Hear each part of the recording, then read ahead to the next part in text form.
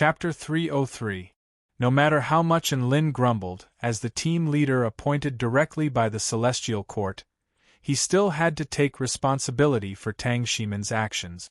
Sigh, this is all fate. Enlin shook his head and sighed as he rode Dubai from the Yu province to the Shan province. At a certain detention center in the Shan province, he saw the two scammers from the Hua Mountain Sword Tournament. Tang Shimin's sleeves were shredded, and there was a bloody gash on his muscular arm and chest. The sect leader of the Hua Mountain sect, Wu Feng, had sword wounds on his calves and arms. His clothes were in tatters, and he looked like a professional beggar on the street.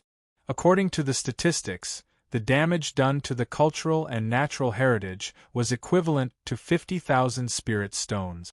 Both of them were responsible for this battle, so each of them had to pay 25,000 spirit stones.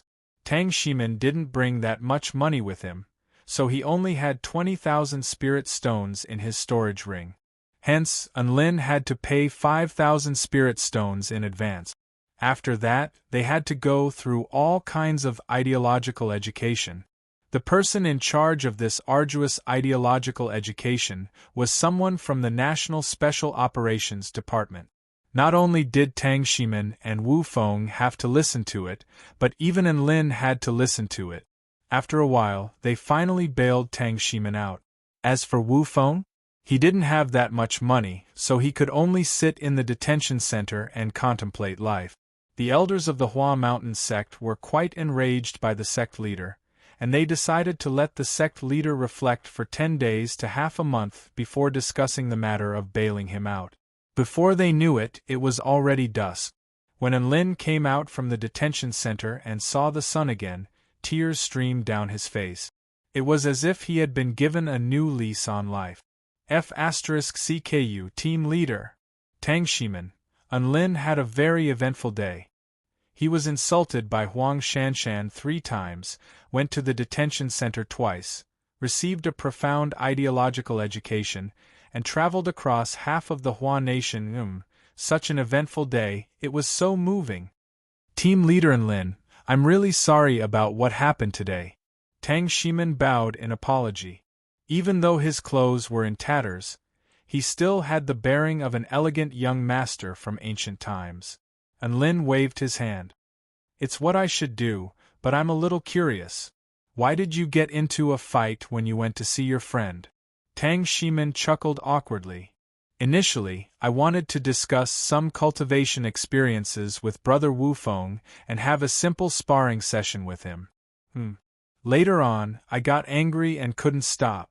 Enlin was stunned at first, then he rubbed the space between his eyebrows, not knowing what to say. Tang Shimin appeared to be a graceful young master, but he couldn't stop after he started fighting. Everyone was speechless. To think that Enlin had previously thought that this senior was very reliable and worry-free. It seemed that he had judged people by their appearances. Tang Shimin chatted with Enlin for a while before leaving to find another old friend of his. Enlin immediately gave Tang Shimin a few more reminders, hoping that he could continue to be a handsome young man and carry on the good tradition of a gentleman who only used his words and not his fists. Enlin was still feeling quite uneasy as he watched Tang Shimin leave. He didn't know if Tang Shimin had taken his words to heart. Tian Lingling sat on Debai's back and played with her phone. Her well-proportioned legs swayed gently under the light of the setting sun. Fake Taoist priest, Big Sister Dongfang heard that you're back and wants to ask if you want to come over for dinner. She suddenly spoke as she played with her phone. Enlin shuddered upon hearing Tian Lingling's words, and a sense of happiness welled up in his heart as a die-hard fan. Dongfang Shui's beautiful voice still lingered in his ears, and he couldn't get it out of his head. Perhaps this was the legendary blessing in disguise. My idol is inviting me to her house, From your expression, does that mean you've agreed? Tian Lingling couldn't help but roll her eyes at the sight of Enlin's silly grin. Of course I've agreed. I can't turn down calm celestial maiden's hospitality, so I have to go. Enlin came to his senses and spoke with a serious expression. Tian Lingling pursed her lips and didn't say anything else. She and Lin rode on Dubai toward Dongfang Shui's house. Lin downloaded all of Dongfang Shui's new songs from the past 2 years into his phone and listened to them one by one on the way. All of them were so beautiful that he was completely entranced by them. Dongfang Shui's house was a riverside villa, and the scenery was extremely beautiful. One could see the neon lights and skyscrapers on the other side of the river through the windows. The prosperity of the city combined with the tranquility of the park, giving one the feeling of being away from the hustle and bustle of the city. Lin and Tian Lingling arrived atop their dog, and Dongfang Shui stood at the door to welcome them in a long brown dress. Her figure was lithe and graceful, and her skin was fairer than snow. She had a pair of mesmerizing eyes, and she looked up at the man in the sky with a faint smile on her face. "Long time no see, Mr. Lin," Dongfang Shui greeted with a smile. "Calm celestial maiden, I'm so honored to be able to taste your cooking. I've missed the taste for 2 years now." Lin leaped off Dubai and greeted her with an elated expression. Dongfang Shui chuckled. "You've missed the taste of one meal for 2 years? Not taking into account anything else, your eloquence has improved quite a bit in the past 2 years. Big sister Dongfang, eloquence is nothing. Fake Taoist priest's skin is truly thick." Tian Lingling latched onto Dongfang Shui's arm with a smile. "I'm just telling the truth. I've visited so many restaurants in the Kingdom of the 9 States, so I've seen a lot of things. Your cooking skills are definitely top-notch even among immortal chefs." Lin ignored Tian Lingling's teasing and spoke with a serious expression. Immortal chefs were a very popular occupation in the Kingdom of the 9 States. Every single one of them was a tycoon who earned money through their skills. Dongfang Shui's cooking skills really were top-notch in the eyes of someone like Lin, who had tasted all kinds of delicious food. However, there were very few high-grade ingredients on Earth, so very few cultivators were able to discover their value. If Dongfang Shui went to the Kingdom of the 9 States, she would definitely be able to earn a fortune. Dongfang Shui was a chef who was held back by singing. Dongfang Shui couldn't help but smile again at the sight of Lin's serious expression. Regardless of whether she believed him or not, she was still a little happy to be praised like this. She immediately invited Tian Lingling and Lin into the restaurant, followed by a large dog with big, round eyes. The rich aroma of food wafted through the restaurant, making Lin's stomach rumble. Dubai was drooling, and he looked like a hungry wolf. There was a table full of sumptuous dishes, and just the appearance of the dishes was enough to whet one's appetite. Many of the dishes were also exuding faint energy fluctuations, so it appeared that they had been cooked using a lot of precious ingredients. It was quite clear that Dongfang Shui had put a lot of thought into this meal. With this in mind, Lin pulled out a green spirit pill and handed it to her. "Mr. Lin, what are you?" Dongfang Shui was a little surprised. "It's been a long time since we last met, so I have to give an old friend a present. This is a spirit pill of everlasting beauty. It can permanently whiten your skin and revitalize your skin. I hope you can accept it." Lin spoke with a sincere expression. "Oh no, you don't have to be so polite. You have to accept this spirit pill. We're old friends, so don't refuse." Thus, Dongfang Shui reluctantly accepted the spirit pill with a slight smile on her face, clearly very satisfied with it. Tian Lingling's lips twitched upon seeing this. She naturally thought back to the scene with Big Sister Shanshan. The exact same pill, the exact same lines, what the F***ck, could Lin's skin be any thicker? Thus, the three of them and the dog enjoyed the meal in a harmonious atmosphere. Chapter 304. The three of them enjoyed their dinner to their heart's content. After dinner, they curled up on the sofa and watched TV. Lin felt like the TV shows in the past 2 years were getting more and more boring. They were basically dominated by male idols who didn't have any acting skills or singing voices, and they were only supported by their good looks. If watching TV was to look at good looks, then what the hell was the point of watching TV? He himself was even more handsome than those male idols. If he really wanted to see a handsome guy, he could just look in the mirror. If he wanted to see a beautiful girl, there was an exquisite beauty sitting next to him. Oh, and she was a super talented singer who was popular all over the country. With this in mind, Unlin's interest in watching TV became even lower. Thus, he pulled out his phone and started playing Arena of Valor. Little lowly, log on, Arena of Valor. Unlin gripped his phone with both hands, eager to try it out. Tian Lingling glared at Unlin. Why do you suddenly want to play this game? Because I want to torture you. Let's fight one-on-one. Unlin replied very bluntly. Hee, do you think this kind of provocation will work on me? Tian Lingling sneered. What, you don't dare? Very well. You've successfully angered me. Die, you piece of trash. Tian Lingling glared at Unlin, logged on, and invited him to battle. An intense battle began. Then, Tian Lingling was completely crushed. She was utterly defeated, she was dumbfounded. Holy F***CK. When did you become so strong? Impossible, this is impossible. She was a veteran player, and her game sense and mechanics were both top-notch. However, she was killed over and over again against Unlin, and she was defeated over and over again. Tian Lingling was on the brink of a mental breakdown as she looked at these devastating numbers. Hee, I'm going to torture you. Unlin smiled triumphantly.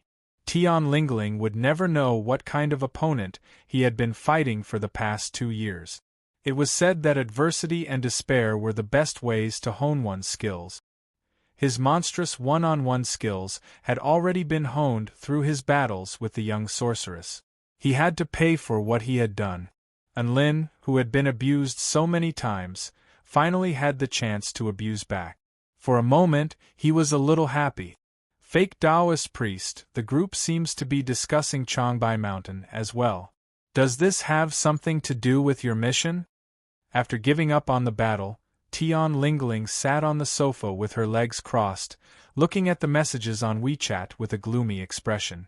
Unlin was slightly taken aback when he heard this and immediately entered the group of cultivators.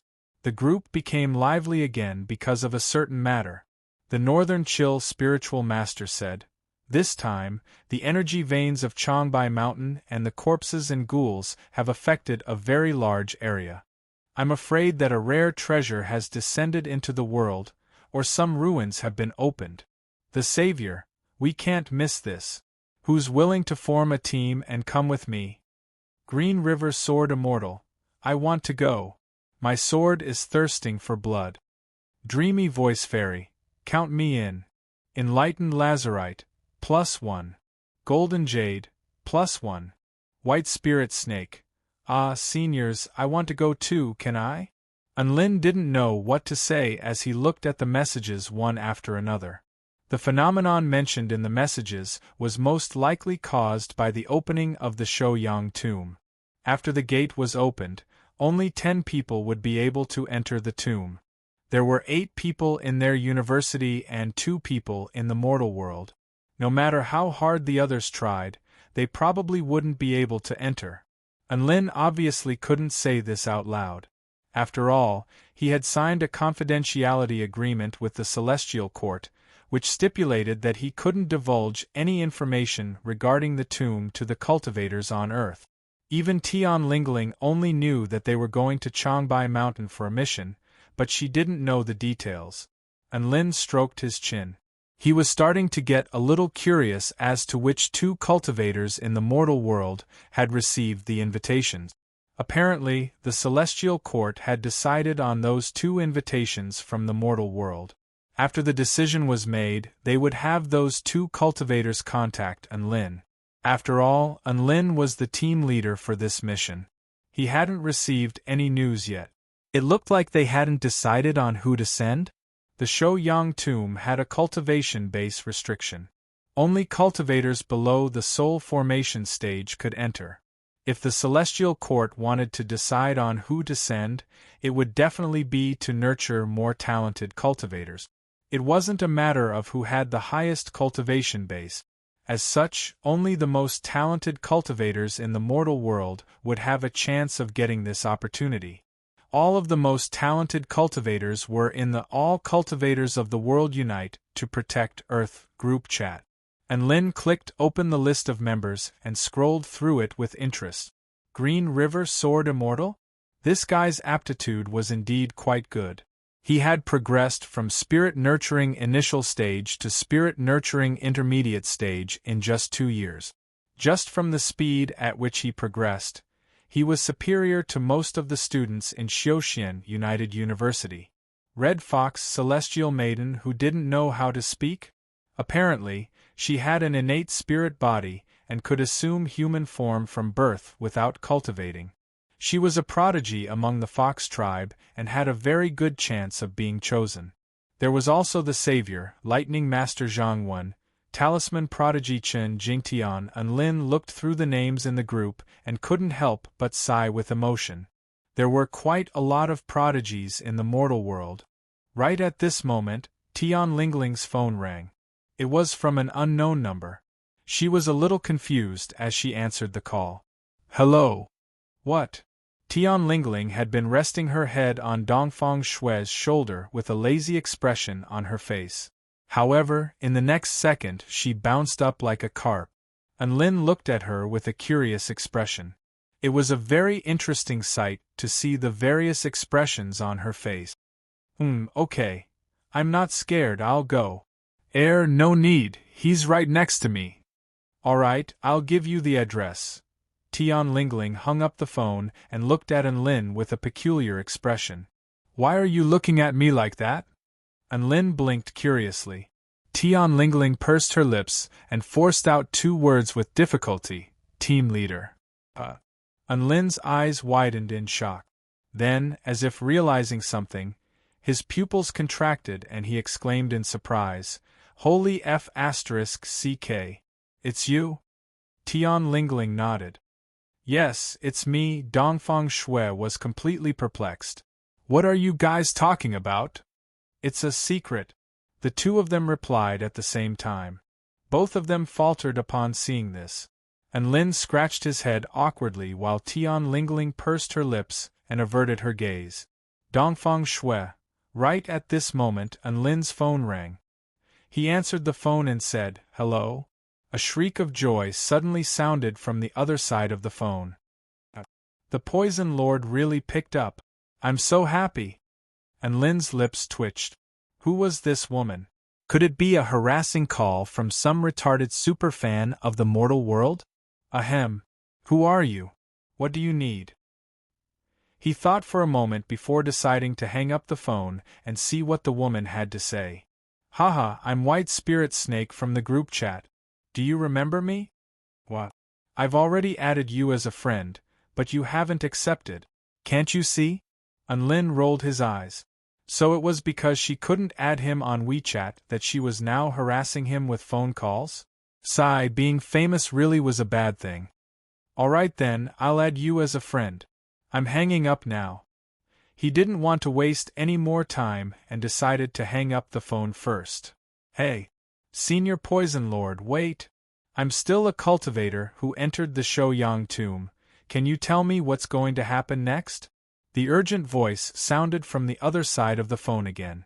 An Lin's hands trembled slightly, and he was completely dumbstruck. Holy F***CK. You were the last one? Chapter 305. Hee, it's me. I finally get to see Senior Poison Lord. I'm so excited. White Spirit Snake's excited voice sounded from the other side of the phone. An Lin heaved a faint sigh before giving White Spirit Snake a rough outline of where they were to gather in 5 days. He then forcefully hung up the phone. Why did he say forcefully? That was because White Spirit Snake was in such a feverish mood that if An Lin didn't hang up, she could go on and on for an entire day. After hanging up the phone, a forlorn expression appeared on his face. The team that would be entering the Shouyang tomb had finally been decided. The 2 cultivators chosen by the Celestial Court gave him quite a surprise. He had always thought that the ones to enter the tomb would at least be of the spirit nurturing stage, But who would have thought that the celestial court would choose 2 cultivators of the Tao body stage to enter the tomb? Tian Lingling's aptitude was indeed very good. This was something that Lin could also empathize with. However, wasn't White Spirit Snake a newbie who had just joined the group? Rumor had it that she was only of the 7th stage Tao body. Sending her into the tomb would be suicide. Sigh, it looked like he would have to spend some effort to protect them. With this in mind, a sense of responsibility as the team leader welled up in his heart. Tian Lingling quickly calmed herself down after learning of this important news. She opened up a bag of chips and munched on them while watching TV. Her legs were curled up on the sofa, and her cheeks were bulging from the chips, making her look like a squirrel chewing relentlessly. Dongfang Shui blinked her beautiful eyes. She knew that this wasn't something she should know, so she didn't mention it. Instead, she brought out a bunch of fruits for Lin and the others to sample. All in all, it was a very enjoyable night. There were still a few empty rooms in Dongfang Shui's mansion, so Lin and Tian Lingling decided to stay at her place. Lin also asked for a laptop from Dongfang Shui, saying that he could use it to surf the internet. Dongfang Shui didn't think much of it and lent her laptop to him. In the dead of night, in a certain room in the villa, Lin and Dabai huddled together. Both of them were breathing rapidly. Big brother, and the hundreds of nude portraits of beautiful women you were talking about are in this machine? Dabai pointed at the laptop with a nervous expression. That's right. Don't underestimate the intelligence of humans. Not to mention hundreds of portraits of naked beauties, I can even get videos of them. Lin said solemnly. Is video the moving images on the TV? Heavens, how could there be such a good girl? Woof. Dabai's big round eyes widened, and he couldn't help but stick out his tongue. Yes, this world has no shortage of goddesses who benefit the majority of single men. It's also for the benefit of single dogs, woof. This is a love that transcends national boundaries and races. Boundless love, woof. The two of them began to sing one another's praises. At the same time, images of naked beauties began to appear on the computer screen, and both of them began to get excited. Mitsuru Aoi Yui Hatano, Maria Ozawa, Ai Tiani, Miku Ohashi, Kira Asaka, Mafe Nanjo, Sho Higashino, Rina Hasegawa Holy F*** CK. Big brother, and these women are all top grade. Woof. Of course, I picked them with great care. This woman is so great, I want her TV. Woof. Alright. I'll download it right away. Wow, this woman is also very righteous, I also want her TV, woof. Alright, all of you are coming. This was an exciting night for Dabai. He had never seen so many nude beauties in his life. Dabai was full of praise for the cultural industry on Earth, and he felt like he had made the right decision to come to Earth. What an eye-opening experience! The next morning, Dongfang Shui had prepared an exquisite breakfast of steamed buns, dumplings, and noodles. Tian Lingling, Lin, and Dabai ate with gusto. It was great to have a friend who knew how to cook. One had to realize that eating was the #1 joy in life, and Dongfang Shui had satisfied this joy for Lin. After enjoying the delicious breakfast, Lin rode on Dabai's back toward the capital city. Lin had parted ways with his father in a hurry yesterday, and they hadn't had enough time together yet. Hence, his first destination this time was still the North Mist Mountain. As for Tian Lingling, after playing around with Dabai, she chose to stay at Dongfang Shui's house for a few days. On the North Mist Mountain, the formation was opened, and a man riding on a dog descended from the sky. Mr. Lin, I didn't think you'd be here today. Shall we have some tea and chat? A middle-aged man saluted with a smile. This man was Mingchuan's teacher, Chuizhi. When Lin left in a hurry that day, he hadn't had a chance to chat with him yet. Now that this was a rare opportunity, he naturally wasn't going to let it go. Sure, tell my dad to come along as well, Lin said with a hint of interest in his voice. Chuizhi faltered slightly upon hearing this. Didn't Mingchuan tell you that he went on a mission? What? My dad went on a mission? What mission? Unlin blinked in surprise. He had come here on his dog early in the morning thinking that his father was a 5th-stage Dao body cultivator, so he should be cultivating on the North Mist Mountain. Who would have thought that his father would go on a mission? Chuizha smiled lightly. Our nation's Special Operations Department will often issue missions related to the cultivation world.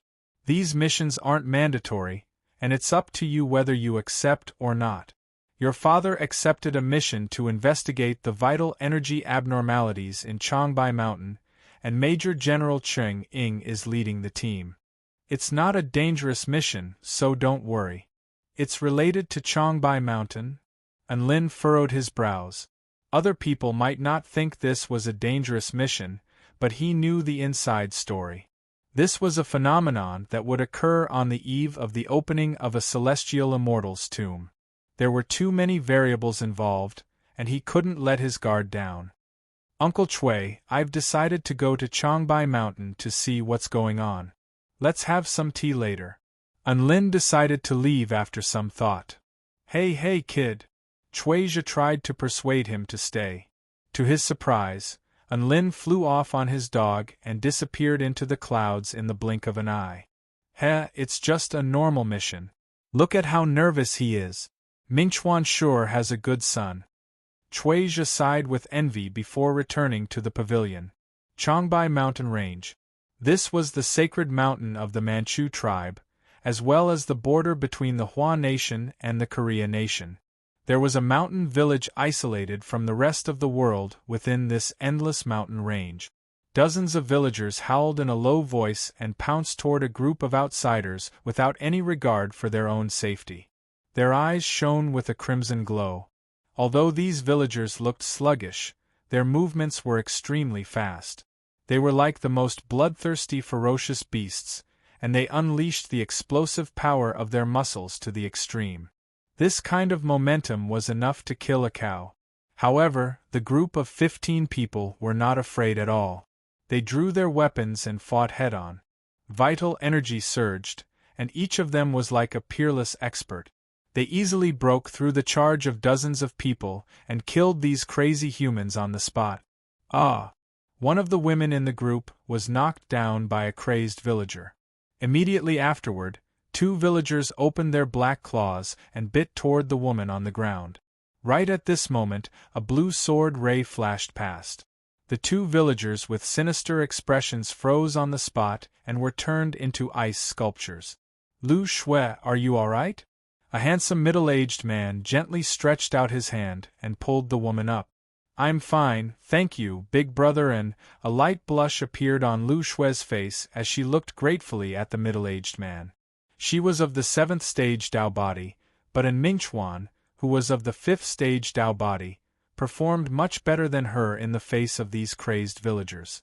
Aside from the fact that in Mingchuan had the Blue Frost sword as a divine weapon, there was also a very important reason why there was such a disparity between the two of them. The combat power of this team was very strong. The cultivation bases of the 15 cultivators were not weak, and it did not take long for them to suppress all the rioting villagers. A brawny man with a solemn expression inspected the auras within the bodies of the villagers, upon which his brows furrowed. This is a top-grade zombie poison infection. The person who released the poison has a very high cultivation base. We need to request reinforcements from our superiors. General Cheng, even someone of your cultivation base can't handle this? Lu Shui asked in surprise. She knew that Cheng Ying was a powerful being of the spirit-nurturing intermediate stage, which was one of the most powerful cultivators in the National Special Operations Department. Just how powerful was the enemy that he had to be to request reinforcements? Cheng Ying shook his head. This type of zombie poison can allow an ordinary person to unleash a power that is over 10 times greater than their physical body. The person who released the poison is definitely a top-grade zombie king. I can't fight unprepared. Top-grade zombie king? Everyone felt a chill run down their spines upon hearing this. They knew that if the enemy really was a top-grade zombie king, then aside from Cheng Ying, Everyone else would most likely die here. Right at this moment, Minchuan's phone began to ring. Hey, little Lin, why are you suddenly calling? Your dad's on a mission. What? I sent you my location, you want to come over? No, this mission is very dangerous. We're already calling for reinforcements. You think you're bad *SS? What the hell are you talking about? Minchuan's words were overheard by everyone present, and they all wore curious expressions on their faces. In the end, Minchuan hung up the phone in resignation. He sent his location on WeChat before making his way over to Cheng. General Cheng, my son says he wants to come and help us. He also says that there's no need to call for reinforcements. Even if the enemy is a god, he'll kill it for us. Cheng. Chapter 306. All of the team members felt as if 1,000 horses were galloping in their hearts upon hearing this. How dare you say such pretentious words out loud? Uncle, don't you feel embarrassed at all? Then, something even more ridiculous happened. Cheng thought for a moment before nodding in agreement. All right, since Mr. Lin is coming, I won't call for reinforcements. All of the team members were dumbstruck upon hearing this as they stared at their team leader in shock. Cheng actually believed a pretentious statement like, even if a god comes, I'll kill him? Cheng was different from them. He knew more about Lin, and he had a more comprehensive understanding of him. Hence, he had reason to believe that Lin would be able to take care of everything. Lin was their most powerful ally. Lu Xue nudged Minchuan with a curious expression on her face. Big brother who is your son? Minchuan smiled lightly, but there was an expression of undisguised pride on his face. I can't reveal his identity, but I can reveal one thing to you, which is that this blue frost sword was given to me by my son. What? That's a spirit tool. Lu Xue drew a sharp intake of breath as her eyes widened with incredulity. Spirit tools were considered divine weapons in the Hua Nation's cultivation world. Even cultivators of the spirit nurturing stage couldn't possess a spirit tool, let alone cultivators of the Dao body stage. However, that person had gifted a spirit tool to her. What kind of extravagance was this? Your son is so powerful, she exclaimed after a moment. It's just SOSO, Minchuan replied indifferently. Lu Xue. At this moment Cheng spoke again. The vital energy of Changbai Mountain is fluctuating, and the energy of heaven and earth is converging toward the mountain range. This village, that has already been invaded by the zombie king, should be the place where it refined its corpse puppet. It's just that the corpse puppets haven't even been fully formed yet, so if we kill them, the zombie king will most likely return in a fit of rage. Mr. Lin hasn't arrived yet, so let's find a place to hide. Everyone nodded in agreement when they heard this. They did not have much hope for the person who came to support them, and it was impossible for them to foolishly stand on the spot and wait for the corpse king to appear. However, as soon as Cheng finished speaking, a cloud of black fog formed a barrier that enveloped the surroundings. A tender laugh suddenly rang out, filling the entire space. First, you came to destroy my pet, and now you want to play hide and seek with me. You bad guys really know how to play rumble. An extremely powerful aura came from afar, suppressing everyone to the point of suffocation. Everyone, be careful. The black fog is corpse poison, don't touch it, Cheng shouted. At the same time, he pulled out the red long saber and looked forward as if he was facing a great enemy. Don't resist. Obediently become this servant's corpse puppets and this servant will give you a quick death. A woman passed through the black mist and slowly walked over. She said with a charming smile. She had a charming face, and her long black hair reached her waist. Her upper body was bare, and her breasts were surging. She wore a grass skirt around her slender waist, revealing a pair of long and sexy legs to the air.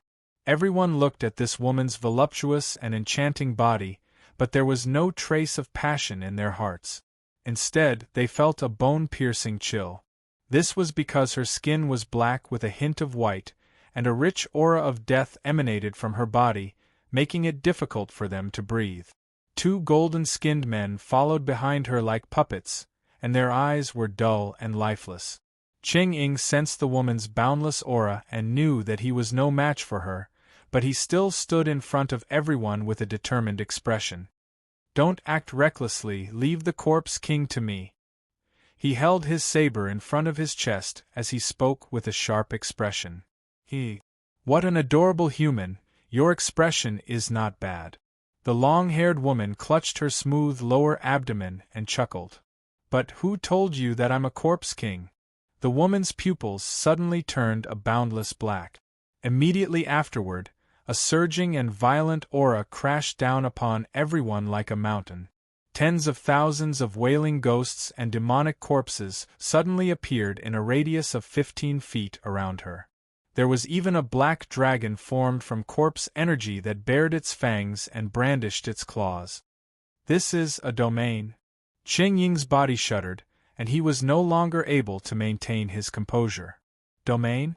Could this be the legendary soul formation stage? "It's over, we encountered a corpse goddess." What kind of **TTY luck is this? How did we encounter a soul formation stage enemy during a mission? There's really no way to escape now. Expressions of despair appeared on the faces of the dozen or so team members as they sensed the terrifying aura unleashed by the woman's domain. Lu Xue's features were deathly pale.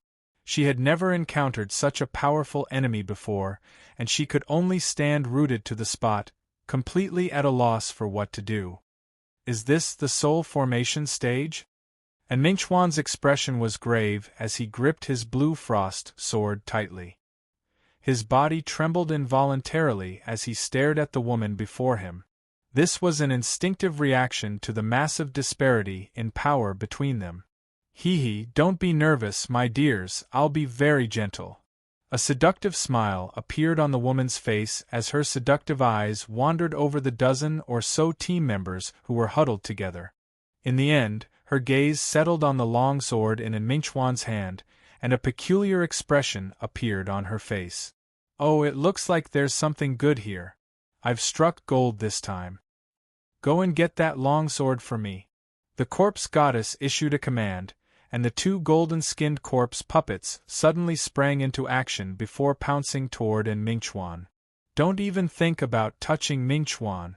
Ching-Ying wielded his crimson saber and positioned himself in front of Mingchuan as he slashed toward the golden corpse puppets. The 2 golden corpse puppets didn't even try to evade. Instead, they threw punches toward the crimson saber. The crimson saber was imbued with scorching flames as it clashed with the golden corpse puppet's fists. Energy exploded forth, shattering the ground within a radius of 30 feet. Ching-Ying was forced back a few steps by the terrifying force, and he threw up a mouthful of blood. The 2 golden corpse puppets stood on the spot with a white mark on their fists, but aside from that, they were completely unscathed. The difference in power between the two was immediately apparent. How is this possible? Ching-Ying didn't think that even the corpse puppets refined by the corpse goddess would be more powerful than him. How was he supposed to fight this battle? "Sai, why are you so slow? I can't wait any longer. Let me do it myself." The corpse goddess licked her lips with her pink tongue, and the black mist around her body transformed into 2 roaring black dragons that pounced toward Mingchuan with unstoppable force. The black dragons were imbued with the boundless power of destruction and death, and even the ground in their wake was corroded and blackened. The air became dark and viscous, striking despair into everyone's hearts. The corpse goddess smiled lightly. Even if Ching-Ying was standing in front of her, she would still be killed in an instant. Some of the team members had even collapsed to the ground with deathly pale faces at the sight of the oncoming black dragons. And Mingchuan was still facing the 2 black dragons. Even though he was nervous, he wasn't in despair because he knew that they hadn't lost yet. "You dare to attack my father? Die!" An enraged roar pierced through the black mist spell formation and exploded in everyone's ears. Immediately afterward, A golden fist enshrouded in lightning descended from the sky and shattered the unstoppable black dragons. Wind King crushing pressure. Woof! A terrifying gust of wind crashed toward the corpse goddess, who was caught off guard. Immediately afterward, a white figure abruptly charged toward the corpse goddess, tearing through the corpse demon domain and knocking her to the ground. A pair of massive white paws locked tightly onto the woman's wrists, and a large but was pressed against the woman's smooth and flat abdomen. All of the team members, including Ching-Ying, drew a sharp intake of breath as they stared at the newcomer with incredulity etched on their faces. That insufferably powerful corpse god was actually knocked down by a giant white dog in an extremely accurate posture? And Ming Chuan stared blankly at the figure on the white dog's back. That figure gave him a sense of security. His son had grown up. Before everyone had a chance to heave a sigh of relief, a sudden turn of events took place. The massive white dog seemed to have been severely wounded, and blood splattered into the air. All of the team members immediately tensed up, knowing that the corpse goddess had retaliated. A cry of surprise then sounded. Holy F***ck. Big Brotherin, why isn't she wearing any clothes? That's insane. Woof. Everyone. Chapter 307. F***ck off, you perverted dog. How can you have a nosebleed just from looking at a zombie? F***ck off, I don't have a beast pet like you. Unlin was enraged by the sight of Dabai's nosebleed. His flashy entrance had been ruined just like that. How could he not be enraged? The zombie goddess was pushed to the ground by Dabai, and a hint of rage and humiliation appeared on her face. F***ck off. She roared as blue energy erupted from her body, sending Dabai and Unlin flying. Dabai, you take care of those two golden corpse puppets, I'll take care of this female zombie. Unlin drew his evil-slaying sword and instructed. Dabai reluctantly glanced at the sexy female zombie. That seductive face, voluptuous chest, slender waist, plump buttocks, slender legs. Last night, he had seen hundreds of naked beauties, but none of them had a better figure than the one in front of him. He swallowed nervously. Big Brotherin, can't we switch? Switch my A***s. Do you think you can defeat a soul formation stage cultivator? Unlin snapped at the sight of Dabai's unwillingness to give up. Stop embarrassing me. Do you think everyone doesn't know you're a pervert? Oh. Dabai flew back to Mingchuan with a dejected expression. He stood in front of everyone with Ching-Ying and wiped the blood from his nose. The zombie goddess stood up and glowered at Unlin with her inky black eyes. How dare you treat me like this? Don't blame me for letting you experience the pain of 10,000 yen devouring your heart. Her voice had only just fallen when a dark blue mist began to revolve around her body.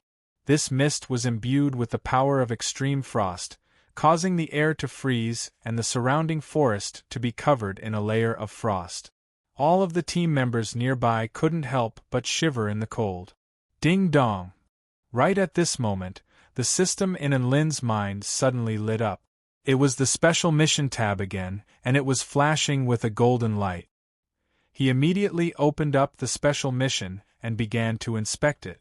Detected that host is in contact with the frosty energy of extreme Yin, now assigning the following mission.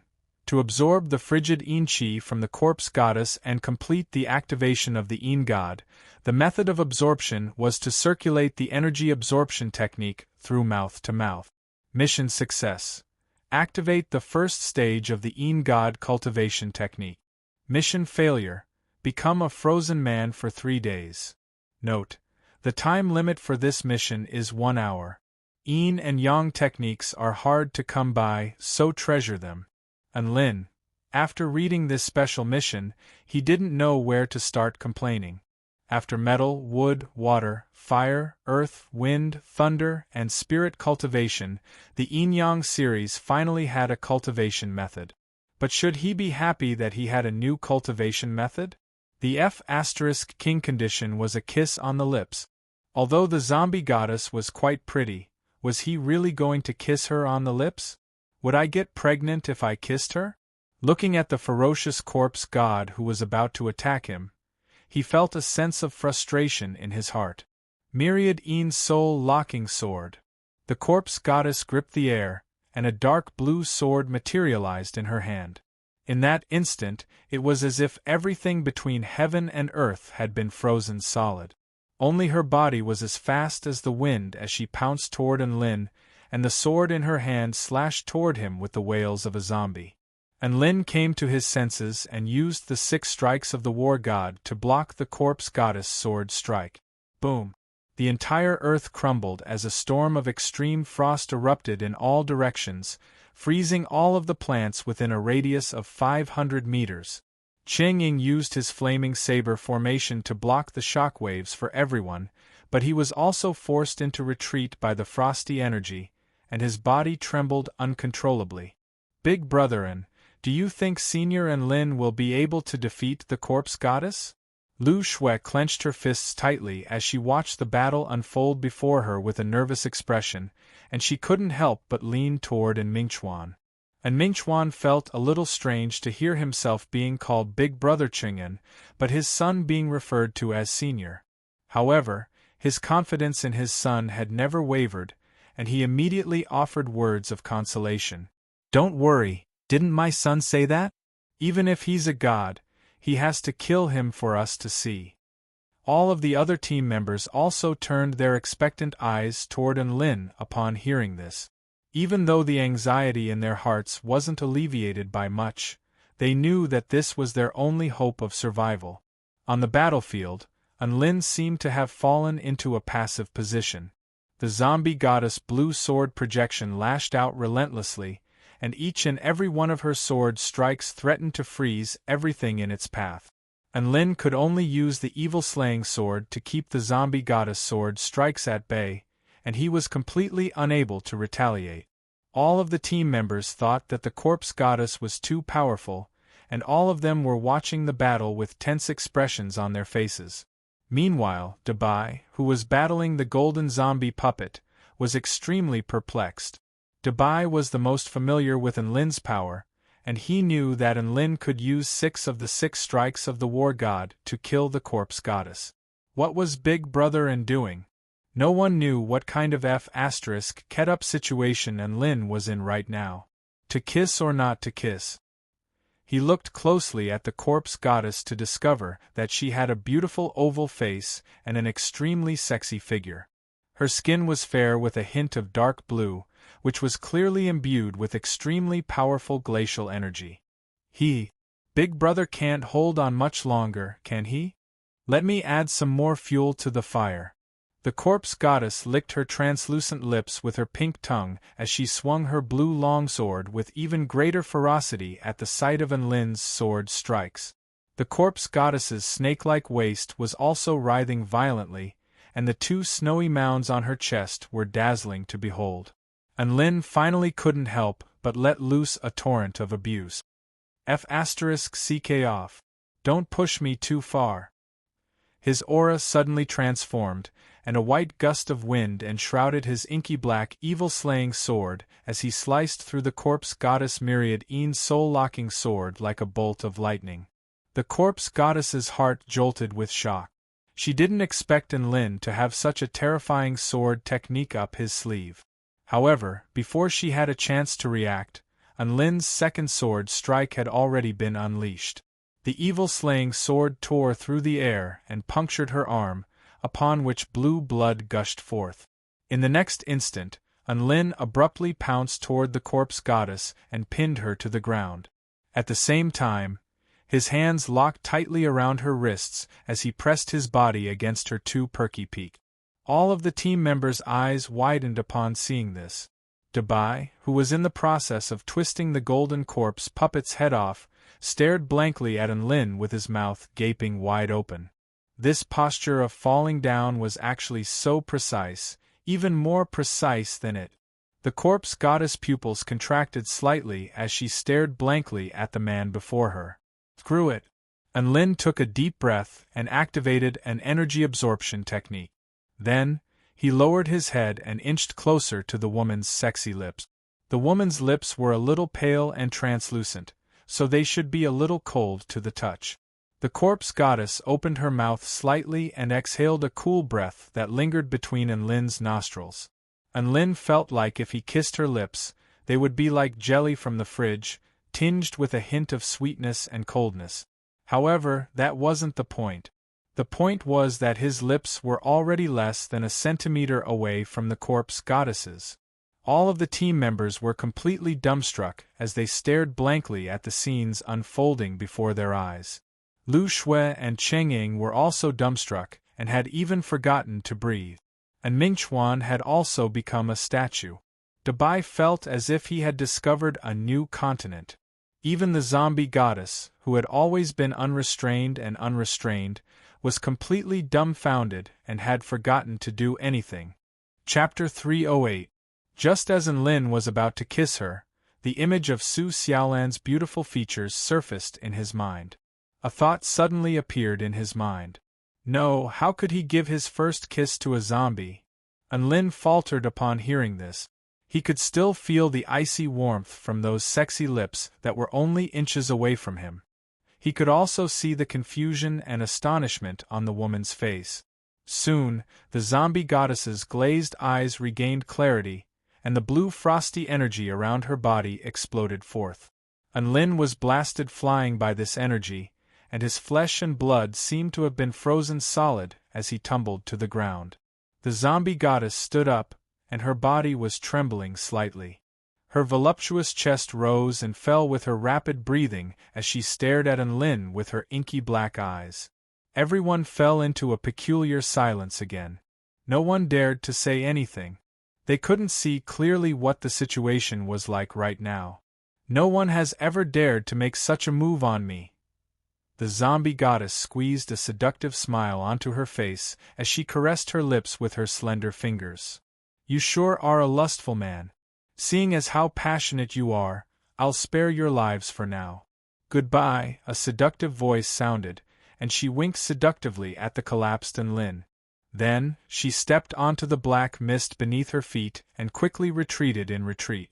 Don't run. Enlin crawled up from the ground as wings of wind sprouted from his back. He knew that the zombie goddess had realized the difference in power between them and had decided to escape.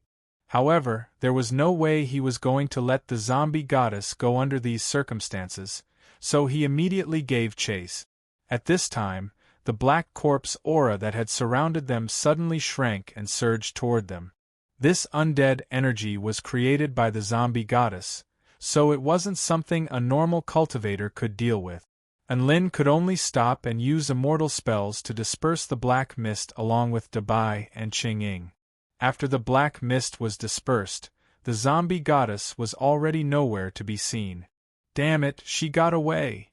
Enlin was a little angry and self-blaming. If it weren't for his hesitation, he wouldn't have let her go. It's alright, big brotherin', we'll catch her again and teach her a lesson, woof. Dabai spoke with an excited expression. What? Teach her a lesson? Enlin blinked. At this moment, everyone else gathered around him and looked at Enlin with complex expressions.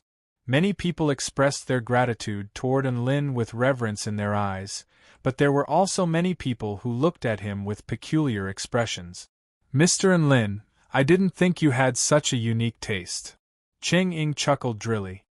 Senior Enlin, I thought your declaration of, even if it's a god, I'll kill him for us to see, was very domineering, but now it looks like your declaration of, even if it's a god, I'll *CK him for us to see, is even more shocking. Even if you lose, it's a glorious defeat. At this time, a male comrade spoke and gave a thumbs up.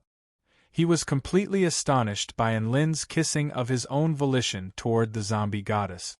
After the male comrade finished speaking, many other male cultivators also chimed in. It wasn't that none of them had designs on the zombie goddess, but the zombie goddess was so powerful that they wouldn't dare to do something like that. The only person who dared to do something like that was Enlin, so he was worthy of admiration and admiration. Hey! Don't get the wrong idea, it's not what you think.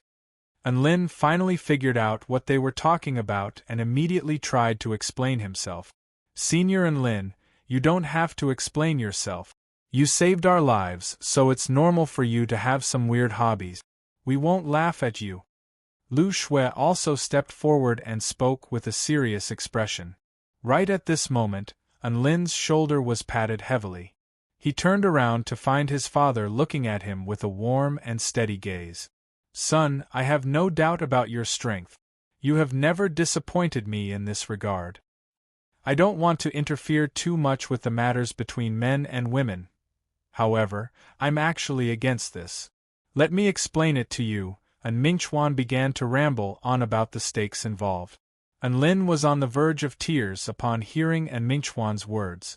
Explain my A*S. It's not what you think it is. Lin had no choice but to cut this conversation short and suggest that everyone evacuate to a safe area first. The zombie goddess wasn't dead yet, so everyone felt like it was best to evacuate first. Thus, they listened to Lin's plan. Lin rode on Dabai's back and thought about how to explain this. He didn't know how to explain it. He could explain accidentally pouncing on the zombie goddess. After all, Dabai had only pounced on it once. However, it was hard for him to explain his action of wanting to kiss her after pouncing on her. Couldn't help himself? Was he bewitched? Earth's gravity was too strong? Explain my A*S. He couldn't just say that he could learn a cultivation method just by kissing and sucking, right? Who would believe him? No. Su Xiaolan might believe him, but she would definitely slap Lin in the face first. Sigh, how troublesome. Could it be that his reputation as a sword immortal, Lin, was going to be tainted by the fact that he loved zombies? Soon, under Qing Ying's lead, everyone arrived at the main station of the Changbai Mountain Expedition Team. This station was where the teams from the 3 nations and the 5 sects gathered.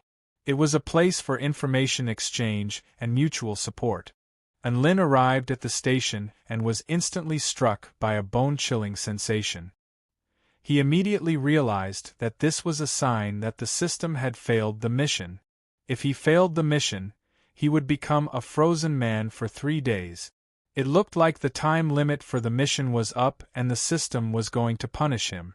He didn't know what a frozen man was, but it definitely wasn't a good thing. Dabai, Dad! Lin immediately yelled. Mingchuan turned to look at Lin, only to discover that his face had become extremely pale. Little Lin, what's wrong? Big brother what's wrong? Don't scare me, woof. Dabai also trembled as he sensed the chill emanating from Lin's body. I'm fine? Lin shook his head and quickly explained. I'm cultivating a cultivation method that requires me to become a frozen man for 3 days. During this time, send me to a safe place. No matter what happens, don't panic. He didn't believe that he would die after becoming a frozen man. The system was a scam, but it wasn't to the extent of directly scamming its owner to death. Wasn't the previous owner of the system an old man?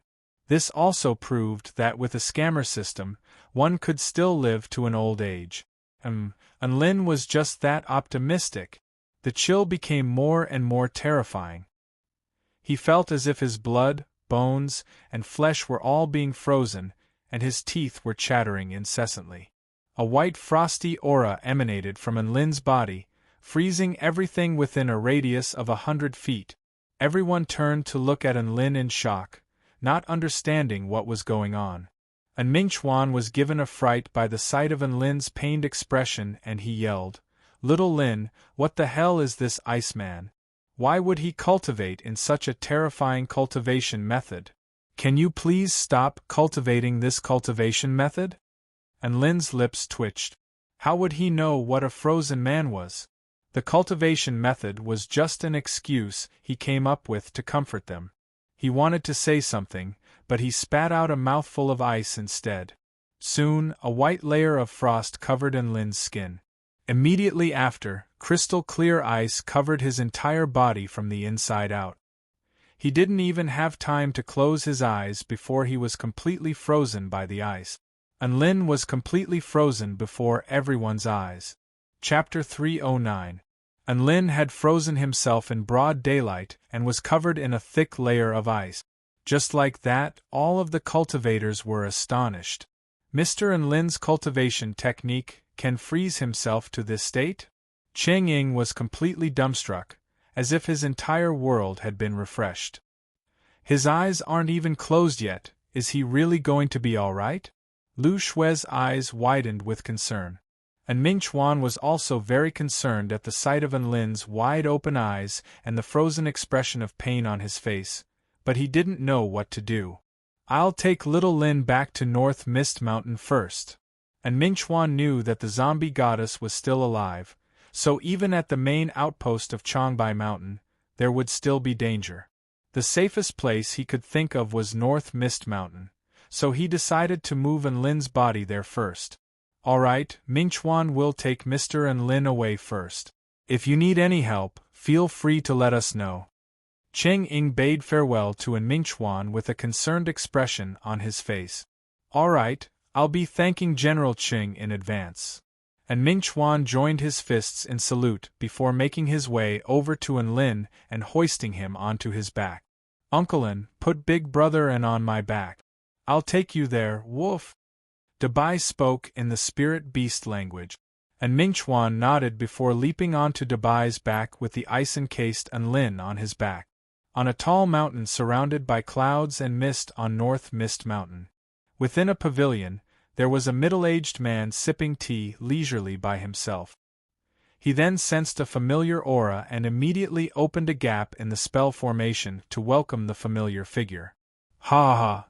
Mr. Unlin, you're done already? I can finally have a drink with you. Chuizha stood up with a smile on his face. Then, his smile froze on his face. Why was Ming Chuan sitting on the dog? Holy F***ck. And Ming Chuan was carrying Unlin? Unlin had turned into a block of ice. And Ming Chuan placed Unlin lightly onto the ground as he panted slightly. Chuizha quickly walked over, unable to conceal the shock on his face. Ming Chuan, what happened to fellow Taoist Unlin? He's cultivating a technique that will turn him into a frozen person for 3 days. I placed him here to protect his safety. And Ming Chuan looked up at the bright sun as he spoke with anticipation in his eyes. Let's bask in the sun for now. Let's see if the sun can warm my son up a little. Chuizha looked at the block of ice and didn't know what expression to put on. He had lived for so long. Unlin was currently in a very mysterious state. He did not fall into a deep sleep. His vision and hearing were not affected, but his body was constantly being invaded by the endless chill. It was a cold so cold that even his soul felt pain. This kind of cold power made him feel very uncomfortable. He could see his father's anxious expression, as well as Chuizha's worried and curious expression. He could see Dabai standing in front of him, staring into his eyes with wide, round eyes. A sinister smile suddenly appeared on Dabai's face. It transmitted its voice into Unlin's ears. Big Brother N, are you still alive? Can you speak? Unlin. He was unable to make any movements. Only his consciousness was awake, so he was naturally unable to communicate. Then, he saw Dabai pull out his phone and make a call. Hey Su Xiaolan, Unlin has turned into a block of ice. Do you want to come and take a look? It's fine. Don't be nervous, you only have 3 days to visit. Don't miss this opportunity. Alright, I'll send you the coordinates, hee woof. The call ended and he made another call. Hey Su on Yuanqing, Unlin has turned into a block of ice. Do you want to come and take a look? Don't be rash. There's no need to take revenge. He transformed on his own accord. You only have 3 days to visit. Don't miss this opportunity. I'll send you the coordinates, woof. Then, a conflicted expression appeared on Dabai's face. What a pity, I don't think I have Lu Qianhuan's number, woof. Within the block of ice, Unlin's heart was extremely depressed. F***ck. Why did he call so many people to visit his master? Dabai has really grown up. When he comes out in 3 days, He's definitely going to eat dog meat. Su Xiaolan and Su Qianyun were the first to arrive. They descended from the sky and landed in front of Enlin. To Enlin's relief, all of them wore expressions of concern on their faces.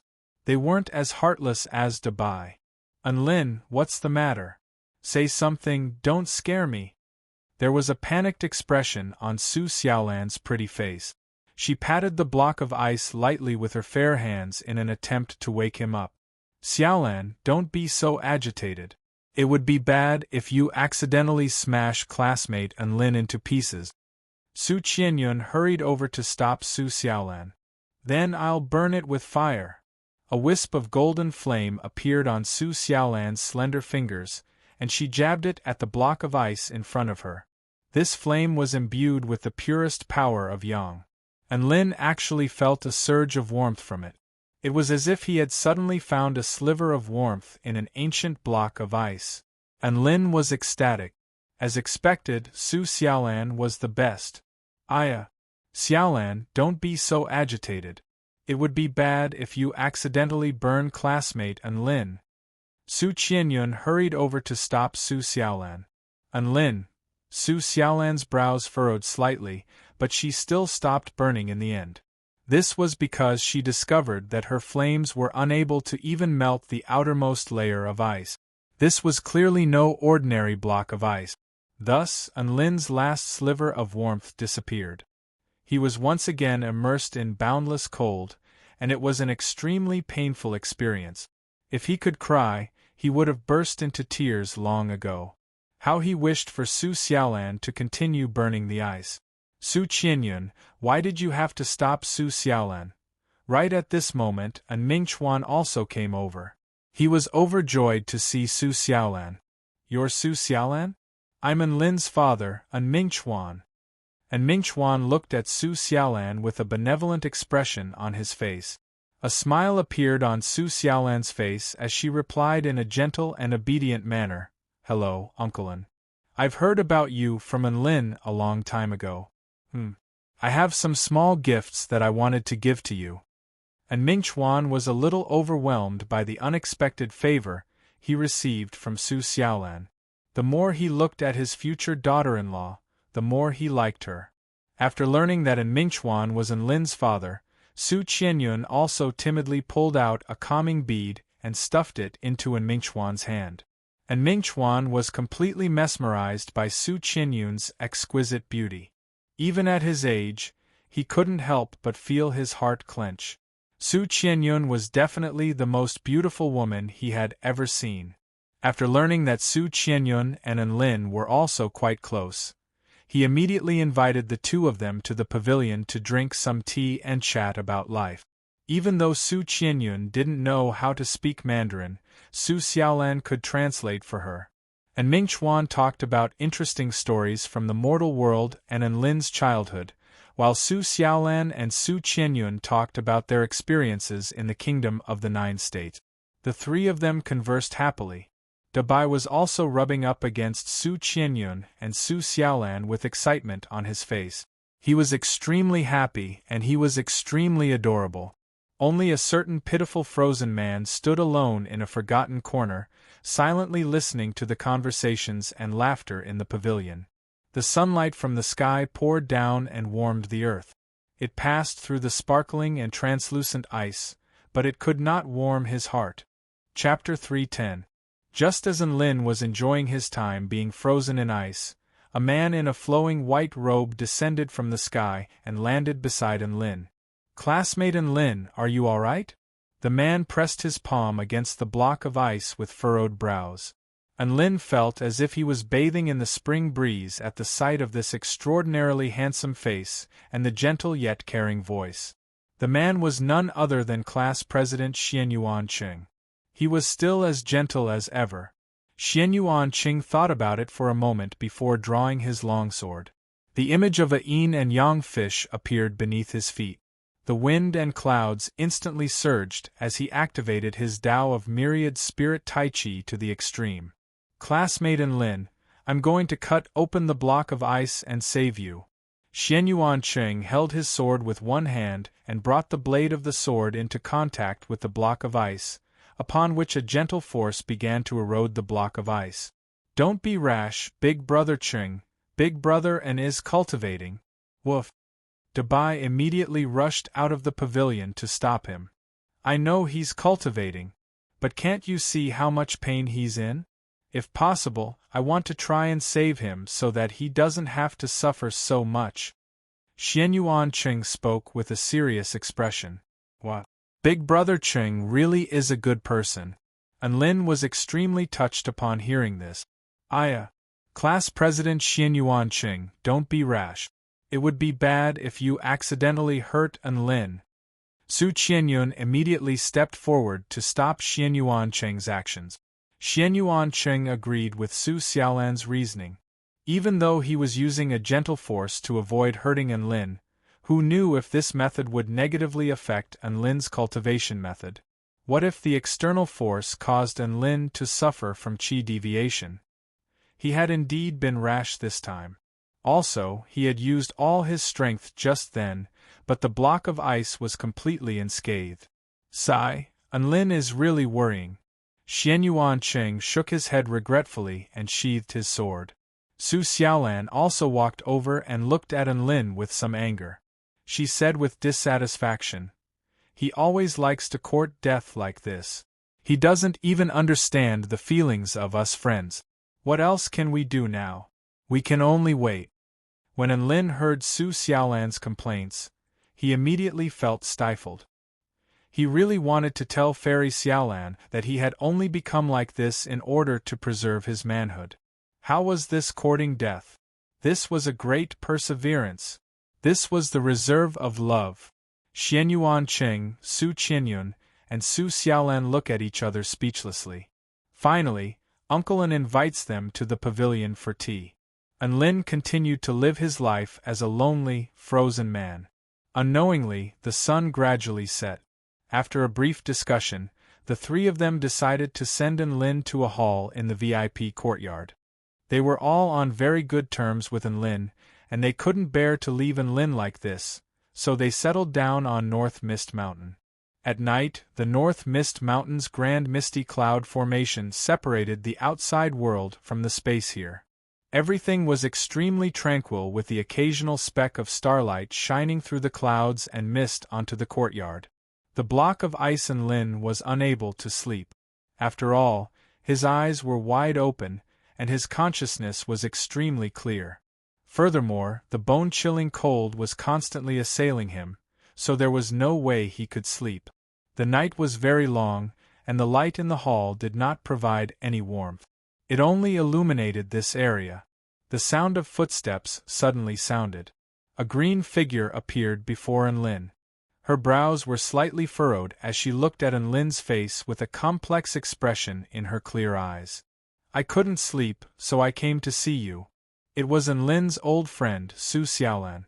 She brought over a small stool and sat down beside Anlin. She rested her chin on one hand, and there was a faint trace of melancholy on her beautiful face. Anlin was very touched to see Su Xiaolan, but unfortunately he couldn't move. "Hey, Anlin, can you hear me right now? Are you awake or in a deep sleep right now?" She looked at the man beside her, and her gentle and pleasant voice sounded again. Anlin thought to himself, "Of course I can hear you, but I can't say it myself. Sigh, this kind of state is really giving me a headache." The block of ice Anlin was constantly emitting cold air, causing the temperature in the hall to be much lower than the temperature in the room far away. Su Xiaolan, who was the closest to him, couldn't help but shiver from the cold. "Anlin, are you cold? It must be very uncomfortable to be in this state, right?" Su Xiaolan pulled out a golden bead from her storage ring as she spoke. There were 9 small golden dragons swimming about within the bead, and the power of flames engulfed the entire hall as soon as the bead was activated, making the entire hall feel as if it were in the height of summer. "This is the divine flame bead, and I inject flame power into it every day. The energy it's emitting right now is the purest flame power. Do you feel any better?"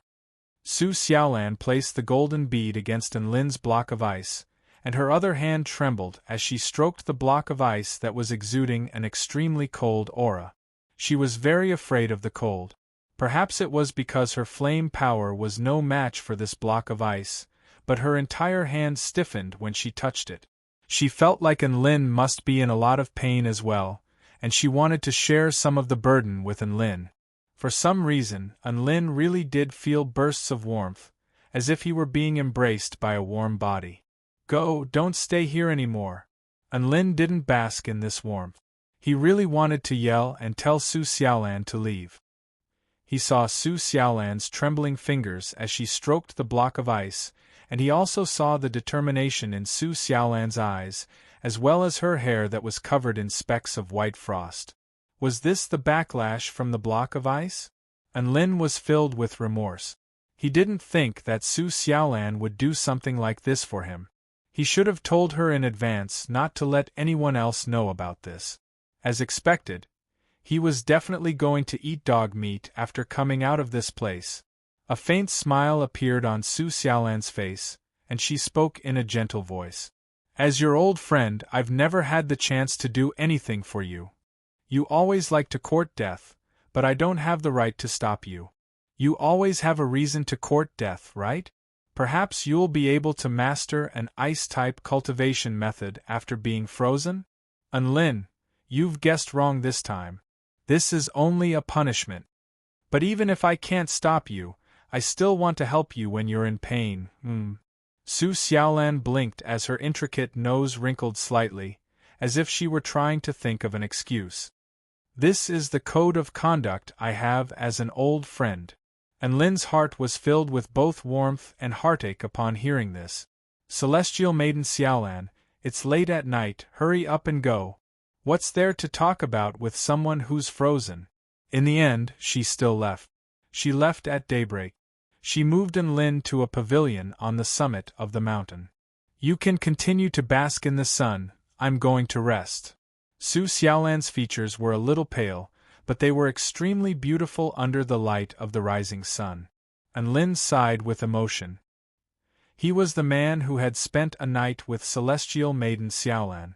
It was just that both of them were in a rather strange state. One of them was busy activating his divine flame bead, while the other was too frozen to speak. This was a strange yet warm night. Not long after that, Dabai ran over.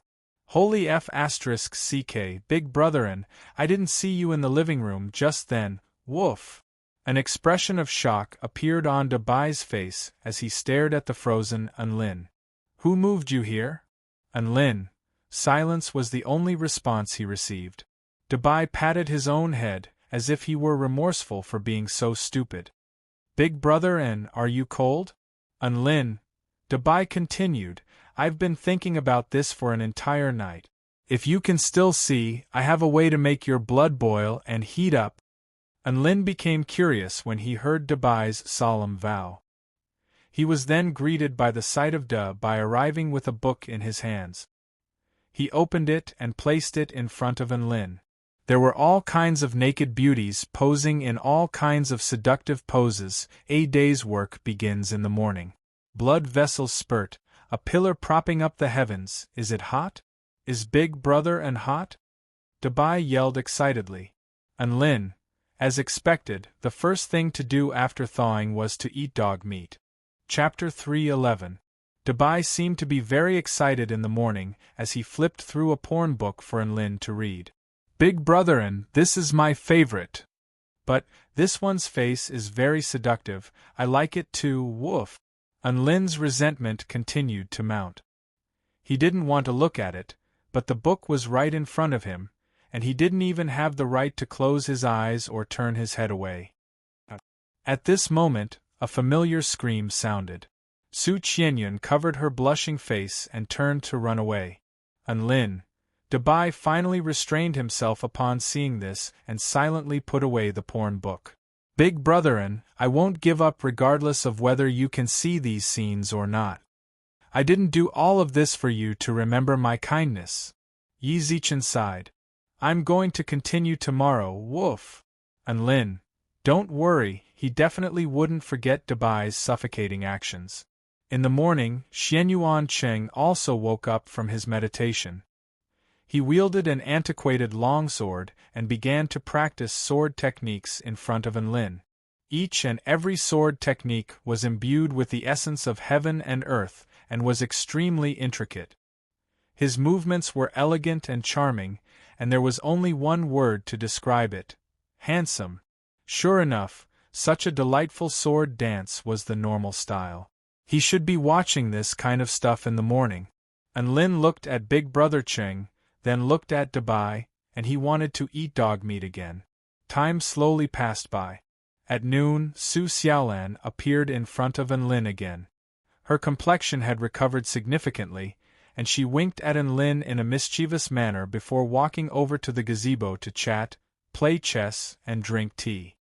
"Classmate Xiaolan, why did you sleep for so long?" Su Qianyun latched onto Su Xiaolan's arm and asked curiously. It's such a leisurely day, so I should sleep in." Su Xiaolan yawned and replied with a smile. Su Qianyun raised her head and complained, "Xiaolan, I'm telling you, Dabai is such a hooligan, you should stay away from him." "Woof! How can Su Qianyun slander me like this?" Dabai immediately refused to accept this and said righteously, "Everything I did this morning was what Brother An told me to do before he was frozen." Enlin. Should Dabai be steamed or braised? Su Qianyun's blue eyes widened as she asked in surprise, "Really? Of course. Do you think I'm that kind of dog?" Dabai replied seriously. "What did Dabai do this morning?" Su Xiaolan asked curiously. "Well." A blush appeared on Su Qianyun's delicate face, and she was a little embarrassed to speak. "It's actually something that men do all the time. It's very normal, you don't need to know." Dabai glossed over this in a nonchalant manner. Su Qianyun stammered and didn't reply. Su Xiaolan didn't pursue the matter any further, and everyone continued to chat about other topics. Enlin heaved a sigh of relief. There were still 2 days until Dabai's death. Time continued to pass by. Su Xiaolan would still sneak over at night to warm Enlin up with the divine flame bead and accompany Enlin through the long and cold night. In the morning, Dabai would still read porn to Big Brother and use the bi-family hot blood cultivation method to cure Enlin of the freezing effect. Xianyuan Cheng would perform sword dances in front of Enlin every day, hoping to relieve his boredom or simply show off some of his sword technique. As for Su Qianyun, she clumsily surrounded Enlin, not knowing what to do or say. She was very worried that she would hurt Enlin if she didn't do a good job, so she would often stare at Enlin with an adorable expression, wanting to see if Enlin really wouldn't be able to move at all, and Mingchuan often came to chat with Enlin and tried to persuade Enlin to stop cultivating such a freakish cultivation method, telling him that all roads lead to Rome. The experiences of the past few days were very special to Enlin. Enlin was still feeling very cold, but the bone-chilling cold was warmed by his family and friends. It was exactly because of them that Enlin felt like being frozen wasn't that scary. At the very least, he wouldn't be lonely or despairing. The last day. The sun shone down on the translucent ice, which was now glistening with droplets of water. "Classmate Enlin's ice is starting to melt," Su Qianyun exclaimed with elation. "Phew! It really did melt after 3 days. I don't have to worry anymore." Xianyuan Cheng heaved a sigh of relief. Su Xiaolan looked at the ice melting around Enlin with a hint of nervousness and anticipation in her eyes. She wanted nothing more than to add more fuel to the fire so that it would melt faster. Dabai hid behind An Mingchuan and looked at Enlin with a guilty conscience. "Big Brother and didn't hear what I said in the pavilion, right? Big Brother and will understand my good intentions, right?" Cracks began to appear on the translucent ice before shattering like glass and falling to the ground. Without the support of the ice, Enlin's body slowly fell toward the ground. Everyone was given a fright upon seeing this, and they immediately rushed over to help Enlin up. Su Xiaolan pressed her soft hand against Enlin's chest, and the pure and warm power of flames flowed into his body from her palm, warming his body and unblocking his frozen meridians. Thank you, I'm fine now. Unlin looked at Su Xiaolan with a grateful expression as he stood up on his own. His body was recovering very quickly, and it looked like there weren't any side effects from being frozen, which made him heave a sigh of relief. Thank goodness, little Lin, you're finally awake. And Mingchuan wrapped his arms around Enlin's body excitedly. Listen to Daddy, don't cultivate this kind of cultivation technique anymore, it's too scary. Alright, I've listened to you for 3 days already, so I won't cultivate it anymore, Enlin replied with a smile. And Mingchuan was astonished. You were frozen, but you could still hear us? Enlin nodded with a smile. Of course, I can see and hear you. He looked around at everyone around him. It's so good to have all of you here. Su Xiaolan faltered slightly upon hearing this, and a bright blush appeared on her face as she clenched her fists tightly. She was starting to panic. Could it be that Enlin knew everything she had said and done in the past 3 days? Dabai's body trembled upon hearing this, and he stuck out his tongue as he winked at Enlin with all his might. Alright, classmate Enlin, you've only just thawed, so you should go get some rest. Xian Yuancheng was still very worried about Enlin, and he immediately suggested. Enlin didn't look at Dabai. Instead, he shook his head with a smile. No need, I'm in a pretty good state of mind right now. Tonight, I'll treat everyone to dog meat. And Mingchuan faltered upon hearing this. Dog meat? I don't think there are many places that sell dog meat in the capital city. Enlin finally locked his gaze onto Dabai, and a peculiar smile appeared on his face. No need, Dabai weighs a few 100 kilograms, it's more than enough for us to eat, everyone. Dabai's body shuddered, and he immediately turned to run. You want to run? Enlin chuckled coldly as wings of wind appeared on his back, and he charged toward Dabai like a gust of wind. Dabai's snowy white tail was grabbed by a large hand, and his entire body was flung backward by an immense force. Spare me, big brotherin, I'm doing this for your own good, woof woof. Dabai's face turned deathly pale as he howled in anguish. Hee, you should have thought of what would happen to me when you decided to court death. Enlin chuckled coldly as his fist descended upon Dabai's body without any hesitation. Howling wind and torrential rain. Countless lightning boomed. Heaven and earth crumbled. Thump thump thump, bang bang bang, clatter clatter clatter clatter, puff puff puff, thump thump thump, bang bang bang, clatter clatter clatter, puff puff puff. Dabai's anguished howls filled with boundless remorse reverberated through the heavens. Chapter 312. Dabai was beaten into a dead dog by Enlin. Enlin finally gave up on the urge to turn it into dog meat after it begged for its life. Everyone heaved a collective sigh of relief upon seeing Enlin's spirited state with gratified expressions on their faces. It looked like Enlin was back to full health after beating Dabai to such a sorry state. Thus, everyone switched from dog meat to beef for dinner. At night, they held an outdoor barbecue at the summit of the mountain, and everyone enjoyed themselves to the fullest. The next morning, everyone gathered at the heavenly lake on Changbai Mountain. Dabai didn't have a jade talisman, so Enlin left it to guard the North Mist Mountain. Before setting off, Enlin called Lu Qianhuan, Tang Shiman, Hu Guan, Yao Mingxi, Tian Lingling, and White Spirit Snake to remind them to gather at the heavenly lake. After that, he leaped onto his brick and flew toward the Changbai Mountain Range with Su Xiaolan and the others. Within the Changbai Mountain Range, 3 humans wearing red robes that covered their faces were shuttling through the forest. All of a sudden, one of the humans in red robes stopped in his tracks. Master Dooku, what's wrong? A woman in a red robe asked. There's a wolf. The man by the name of Dooku opened his hand, and a crimson spear appeared in his hand. The spiritual energy of heaven and earth was drawn toward the crimson spear, and the forest was instantly filled with a murderous aura. At the same time, a dangerous aura began to surge toward the 3 people in the center from all directions. A series of black shadows appeared in the surroundings, each of which possessed an extremely powerful aura. Filthy blood tribe, get the F*CK out of this mountain range. An extremely authoritative voice sounded. A huge wolf of 30 feet in size appeared in the center of the pack of wolves, and its golden eyes stared intently at the three people in the center like an ancient ferocious beast. Dark Wolf Tribe, I recall that your territory is in the Siberian ice plains. What right do you have to tell us to leave? Dooku spoke with a cold expression. Hee, the Changbai mountain range has always been a part of our Dark Wolf Tribe. Don't talk nonsense to me. I'll give you 10 seconds to leave or die. The leader of the huge wolves chuckled coldly. Duke. He straightened his red robe. Looks like there's nothing to talk about. Boom! The torrential blood wave, which carried a corrosive and depraved aura, suddenly gushed out in all directions. Wherever it passed, the plants withered and the earth became barren.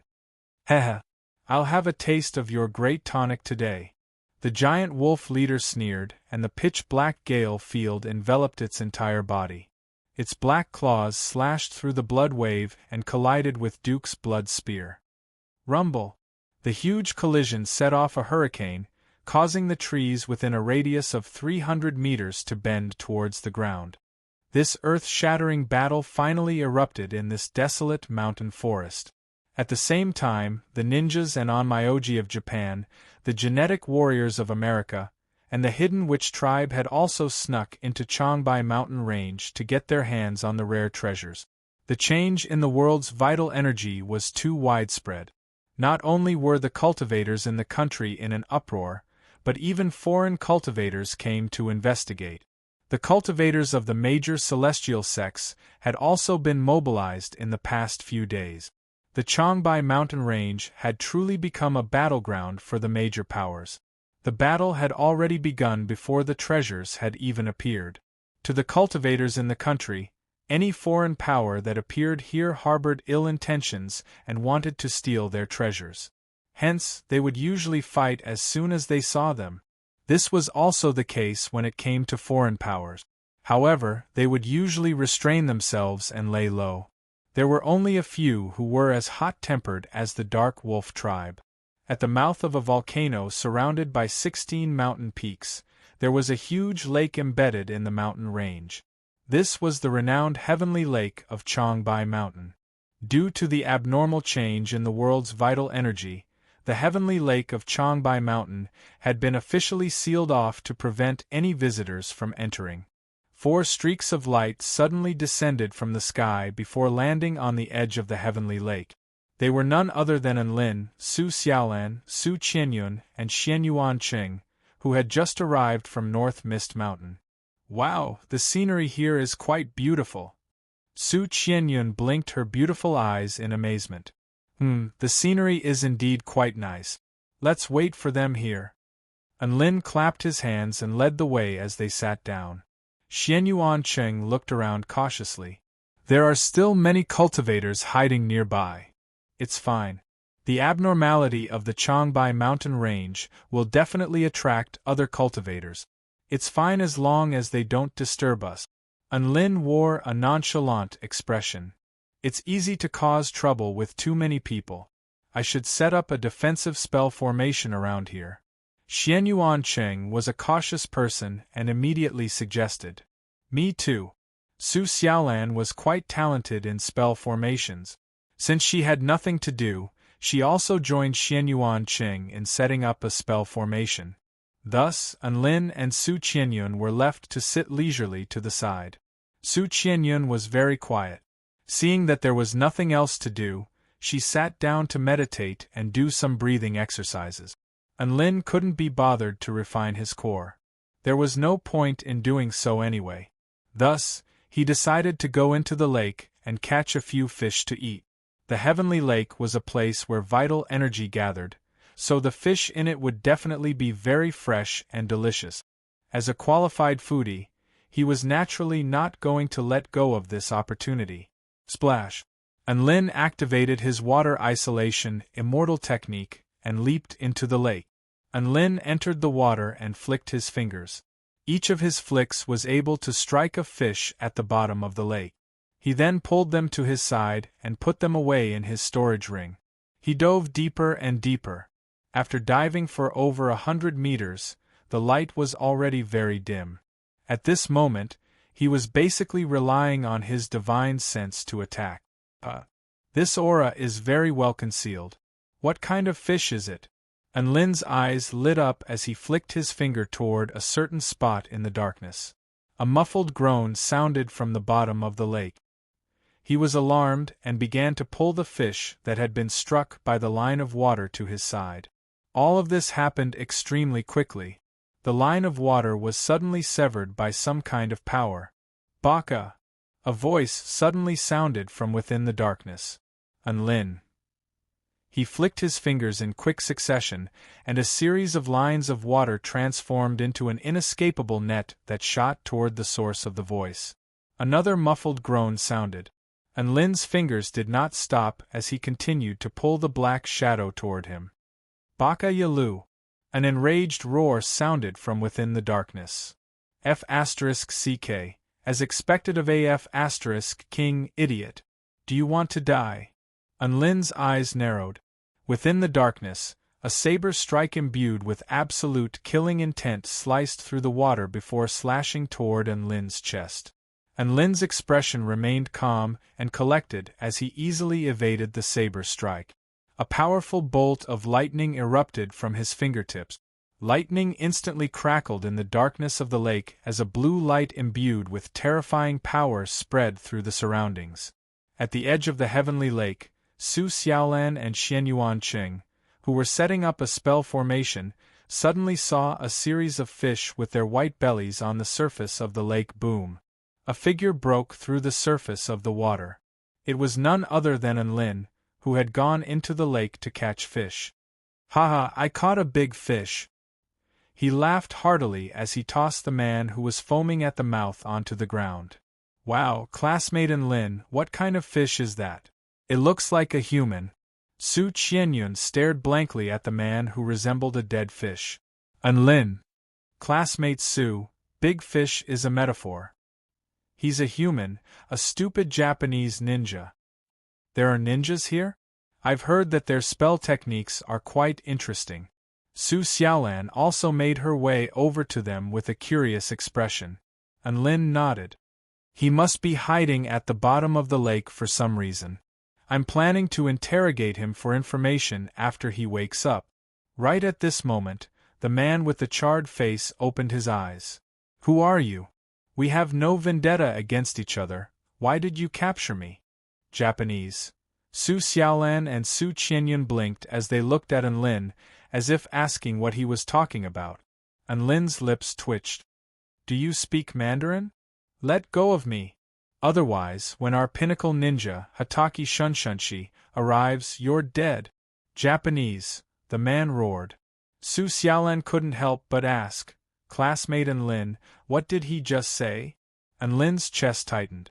Who am I supposed to ask? However, he couldn't just say that he didn't understand.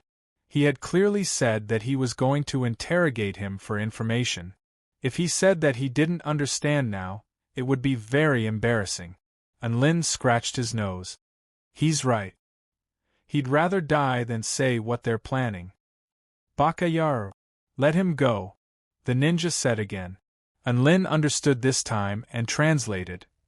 He's calling us B***stards and saying that he can do whatever he wants with us. Su Xiaolan and Su Qianyun nodded as they looked at the ninja with solemn expressions. The ninja's expression faltered upon seeing that Enlin had already drawn his evil-slaying sword and was slashing toward his neck. Blood splattered through the air as a bloody gash appeared on his neck. Just like that, he died in the end. The ninja's body was tossed back into the heavenly lake by Enlin. The beautiful name was, Return to Where You Came From. Chapter 313. Just as the ninja was tossed back into the lake by Enlin to feed the fish, a commotion suddenly erupted in the forest in the distance. 3 inky black figures were extremely excited. They had a shadow spell technique, so normal cultivators wouldn't be able to detect them even if they were to look in this direction. Aizura-kun has been killed. Master Hataki Shunshunshi, we have to avenge him. One of the black figures yelled with rage. Don't panic. A man with short white hair shook his head as he looked toward Lin and the others with a grave expression. Aijura-kun is a spirit-nurturing initial stage jonin. That person was able to discover him and kill him at the bottom of the lake, so he must be quite powerful. Furthermore, he has companions of unknown strength, so we shouldn't act rashly. Are we just going to do nothing now? Another black figure asked. We have to avenge him, but now is not the time. Hatake Shunshunshi spoke in an indifferent voice. The Heavenly Lake is the place where vital energy is most concentrated in the Changbai Mountains. If there are any rare treasures or ruins, then they'll most likely appear here. Once the rare treasures or ruins appear, the situation will become chaotic and chaotic. We're proficient in assassinations, so it'll be a piece of cake for us to kill those cultivators. The other two black figures nodded in agreement. Their team leader's cautiousness and strength were the key to their team's success in every mission they carried out. This time, they would let the man who killed Aijura live for a while longer. More powerful beings are coming. Hatake Shunshunshi looked up into the sky. Two cultivators flew through the air on their swords before landing beside Lin. This scene caused the expressions of Hatake Shunshunshi and the other two superior ninjas to turn serious. The fact that they were able to fly over on their swords meant that these two were powerful beings of the spirit-nurturing stage or above. As such, Lin's team became even more powerful. Don't worry, it's just two more spirit-nurturing stage cultivators. As long as they're not as powerful as me, they won't be able to do anything, Hatake Shunshunshi reassured. Not long after that, another man flew over on his flying sword. He did not conceal his aura, and a powerful aura spread out in all directions. This aura was even more powerful than Hatake Shunshunchi's. He also landed beside Lin. The corners of Hatake Shunshunchi's mouth twitched slightly, but he still tried to cheer Hoshi up. We ninjas are skilled in assassination, and it's normal for us to defeat the strong with the weak, so even if the enemy is stronger than us, we can still defeat them by surprise. The other two jonins nodded in agreement. Ever since their debut, they had never been afraid of anyone. Just then, another pink trail cut through the clouds. A beautiful woman descended from the sky and landed beside Lin. Her aura was as vast as the sea, as if she was in the god realm. Hatake Shunshunshi drew a sharp intake of breath and fell silent. Captain, a jonin spoke up in fear. Do you still remember what our mission is here? Hatake Shunshunshi asked. It's to fight for the rare treasure and conquer the ruins. Another jonin chimed in. That's right.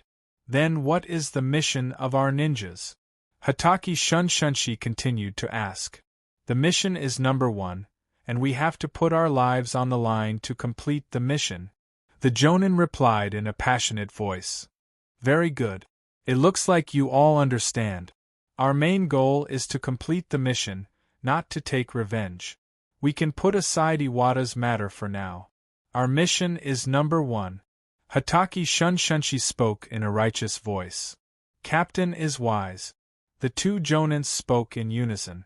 Just as the three ninjas were correcting their thoughts and goals, Lin had also finished setting up the spell formation. Phew, it's a success. Even a soul formation stage cultivator would be severely injured if they were to charge in recklessly with the Tai Chi Spirit Absorption spell formation and Phoenix Flame Golden Lightning spell formation.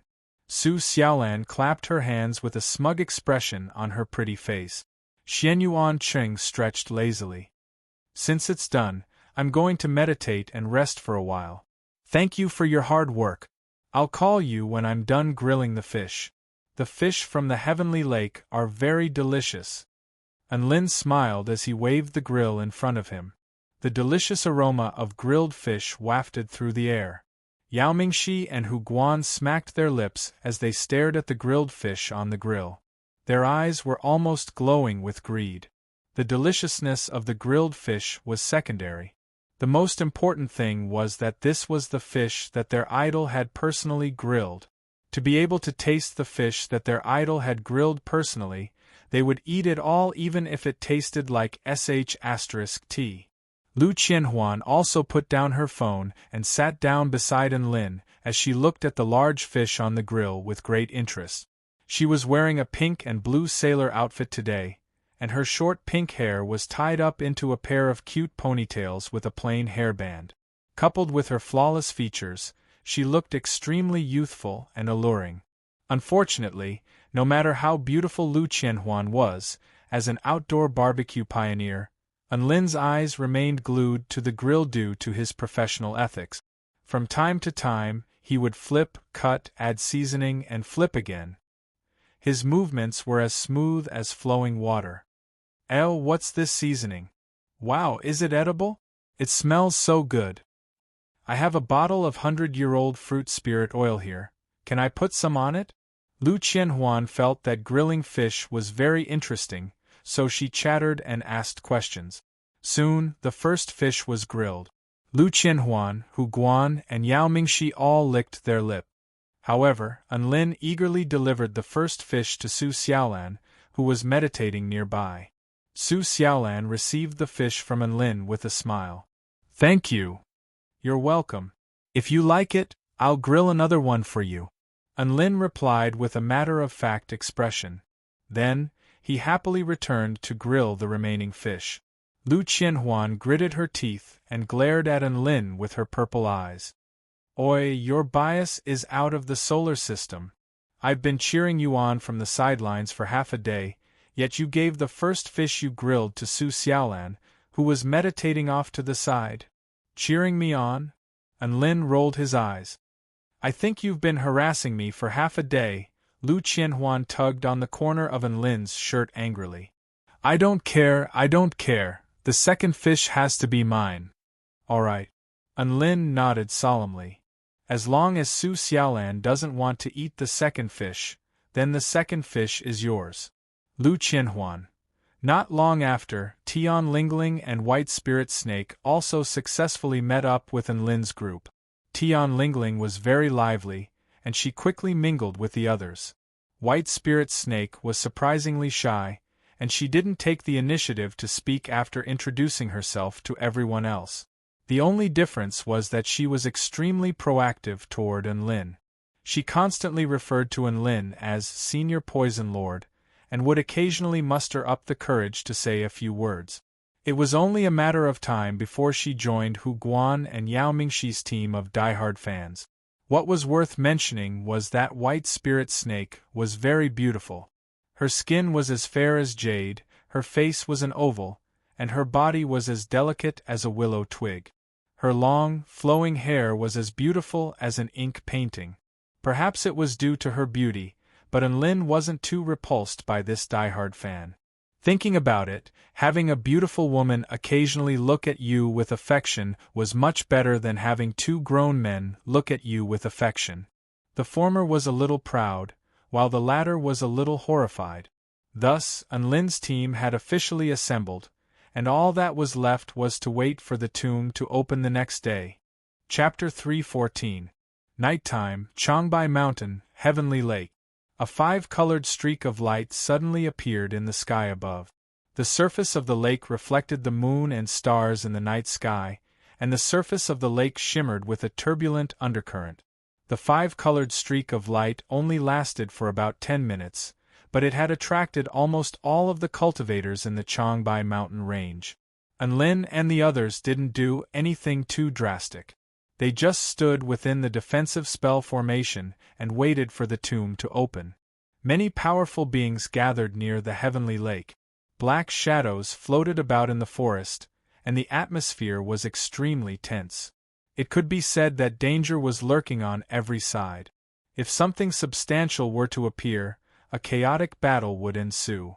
Tian Lingling and Lu Qianhuan were already engaged in battle.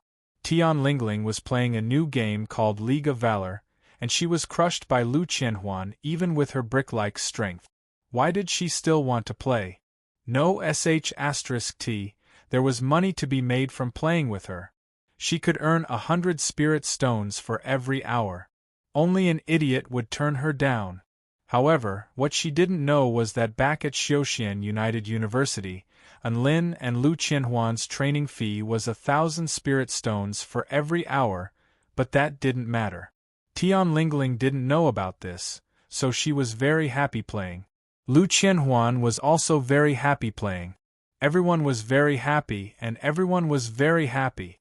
On a certain mountain next to the heavenly lake, there was a pair of crimson eyes exuding a dangerous aura. The owner of this pair of eyes was an extraordinarily handsome man. His name was Dooku, and he was the supreme blood god, one of the most powerful beings in the blood tribe of the West. However, he was in a very disheveled state. His red robe and clothes hung from his body like a sling, and he looked like a beggar on the street.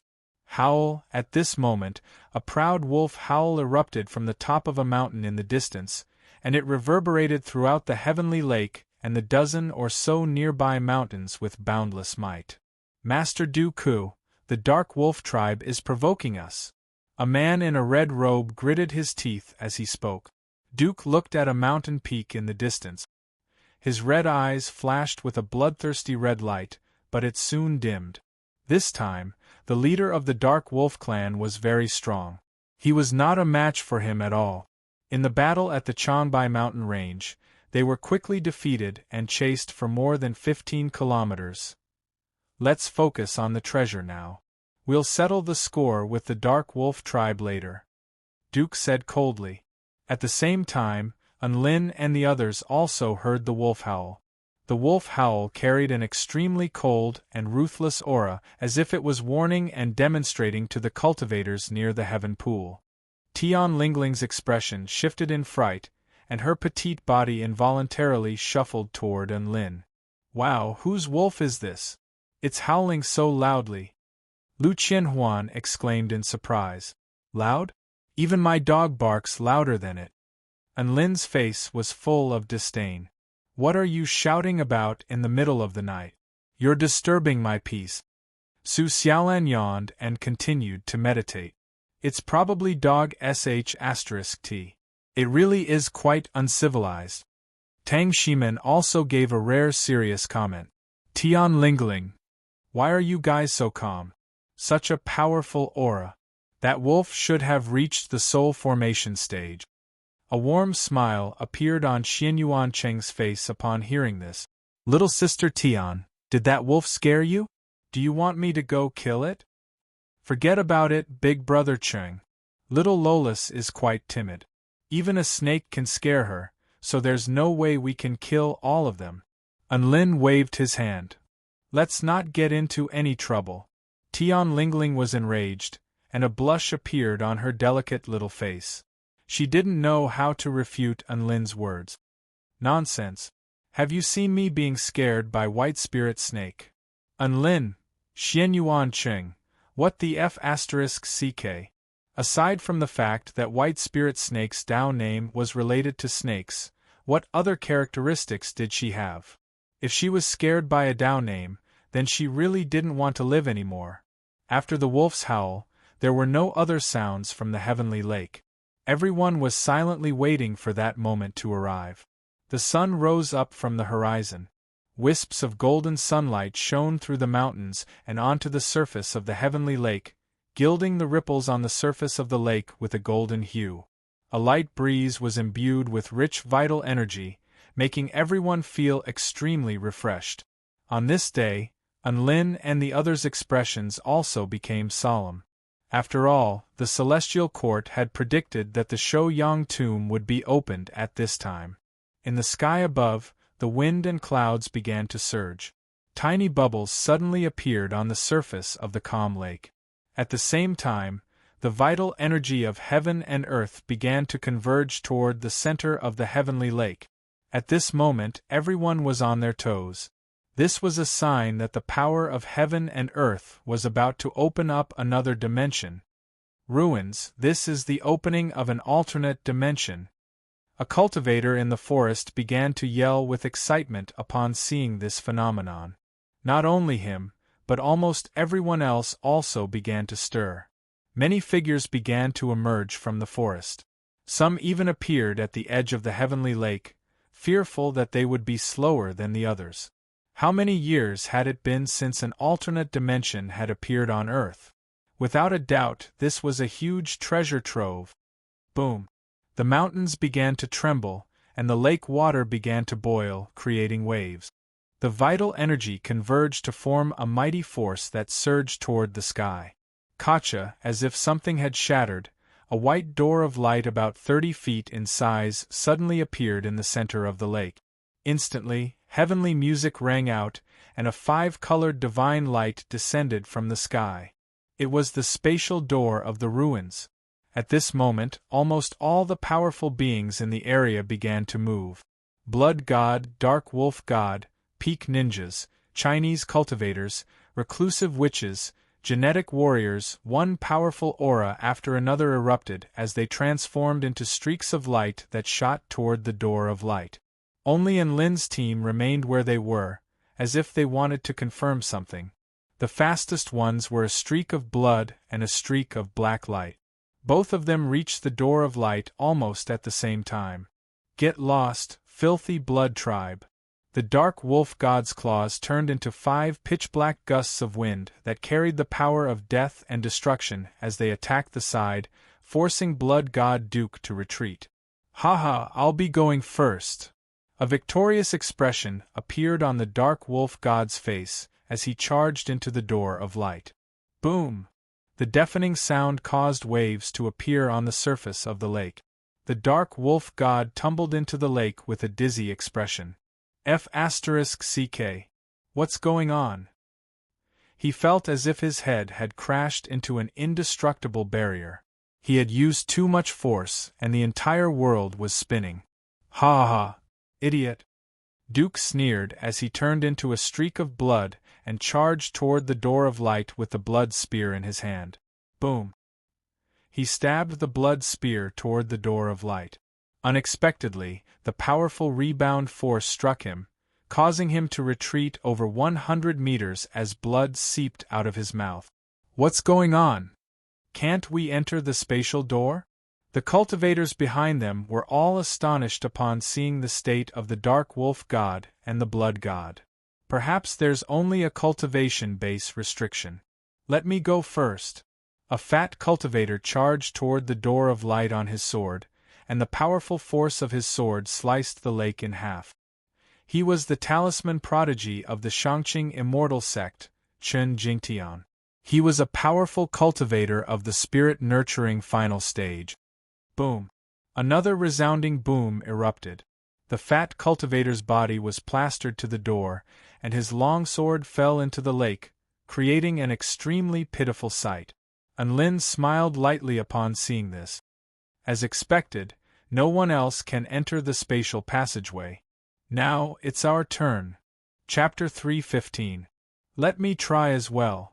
A Tao body stage cultivator stepped over the water and charged toward the gate of light, only to be knocked out by the force of the collision.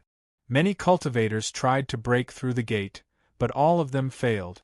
Some used their bodies, some used weapons, some used immortal spells, and some used spell formations. As they failed again and again, the initial fervor began to die down, and everyone began to think of a way out of this predicament. Lin and the others took this opportunity to charge toward the gate of light. Tian Lingling and White Spirit Snake stood on his black brick, while the other 7 cultivators flew toward the center of the lake atop their swords. There were a total of 8 spirit-nurturing stage cultivators. No one was going to stand in the way of such a terrifying team. Even the blood god and the wolf god remained silent. The 3 ninjas hiding in the dark, waiting for the opportunity to move, were silent at the moment, secretly swallowing a mouthful of saliva. Lu Qianhuan, take Tian Lingling and White Spirit Snake inside first, Lin instructed. The situation within the Shou-Yang tomb was unknown, so they needed a powerful cultivator to lead the way. Meanwhile, the weaker cultivators had to enter as soon as possible to avoid any unforeseen circumstances. Lu Qianhuan nodded and brought out her jade talisman before activating her vital energy against the gate of light. The spatial gate instantly glowed with a brilliant white light, and Lu Qianhuan's body transformed into specks of golden light before being sucked into the gate of light. Tianqi instantly fell into a strange silence. Everyone stared at the scene in front of them with their eyes wide open. Even their breathing became rapid. At this moment, White Spirit Snake had already activated her Jade Talisman. It took about 10 seconds for the Jade Talisman to be activated to enter the Gate of Light. Anyone who wasn't an idiot understood what was going on. Jade Talismans can allow cultivators to enter the spatial passageway of the ruins.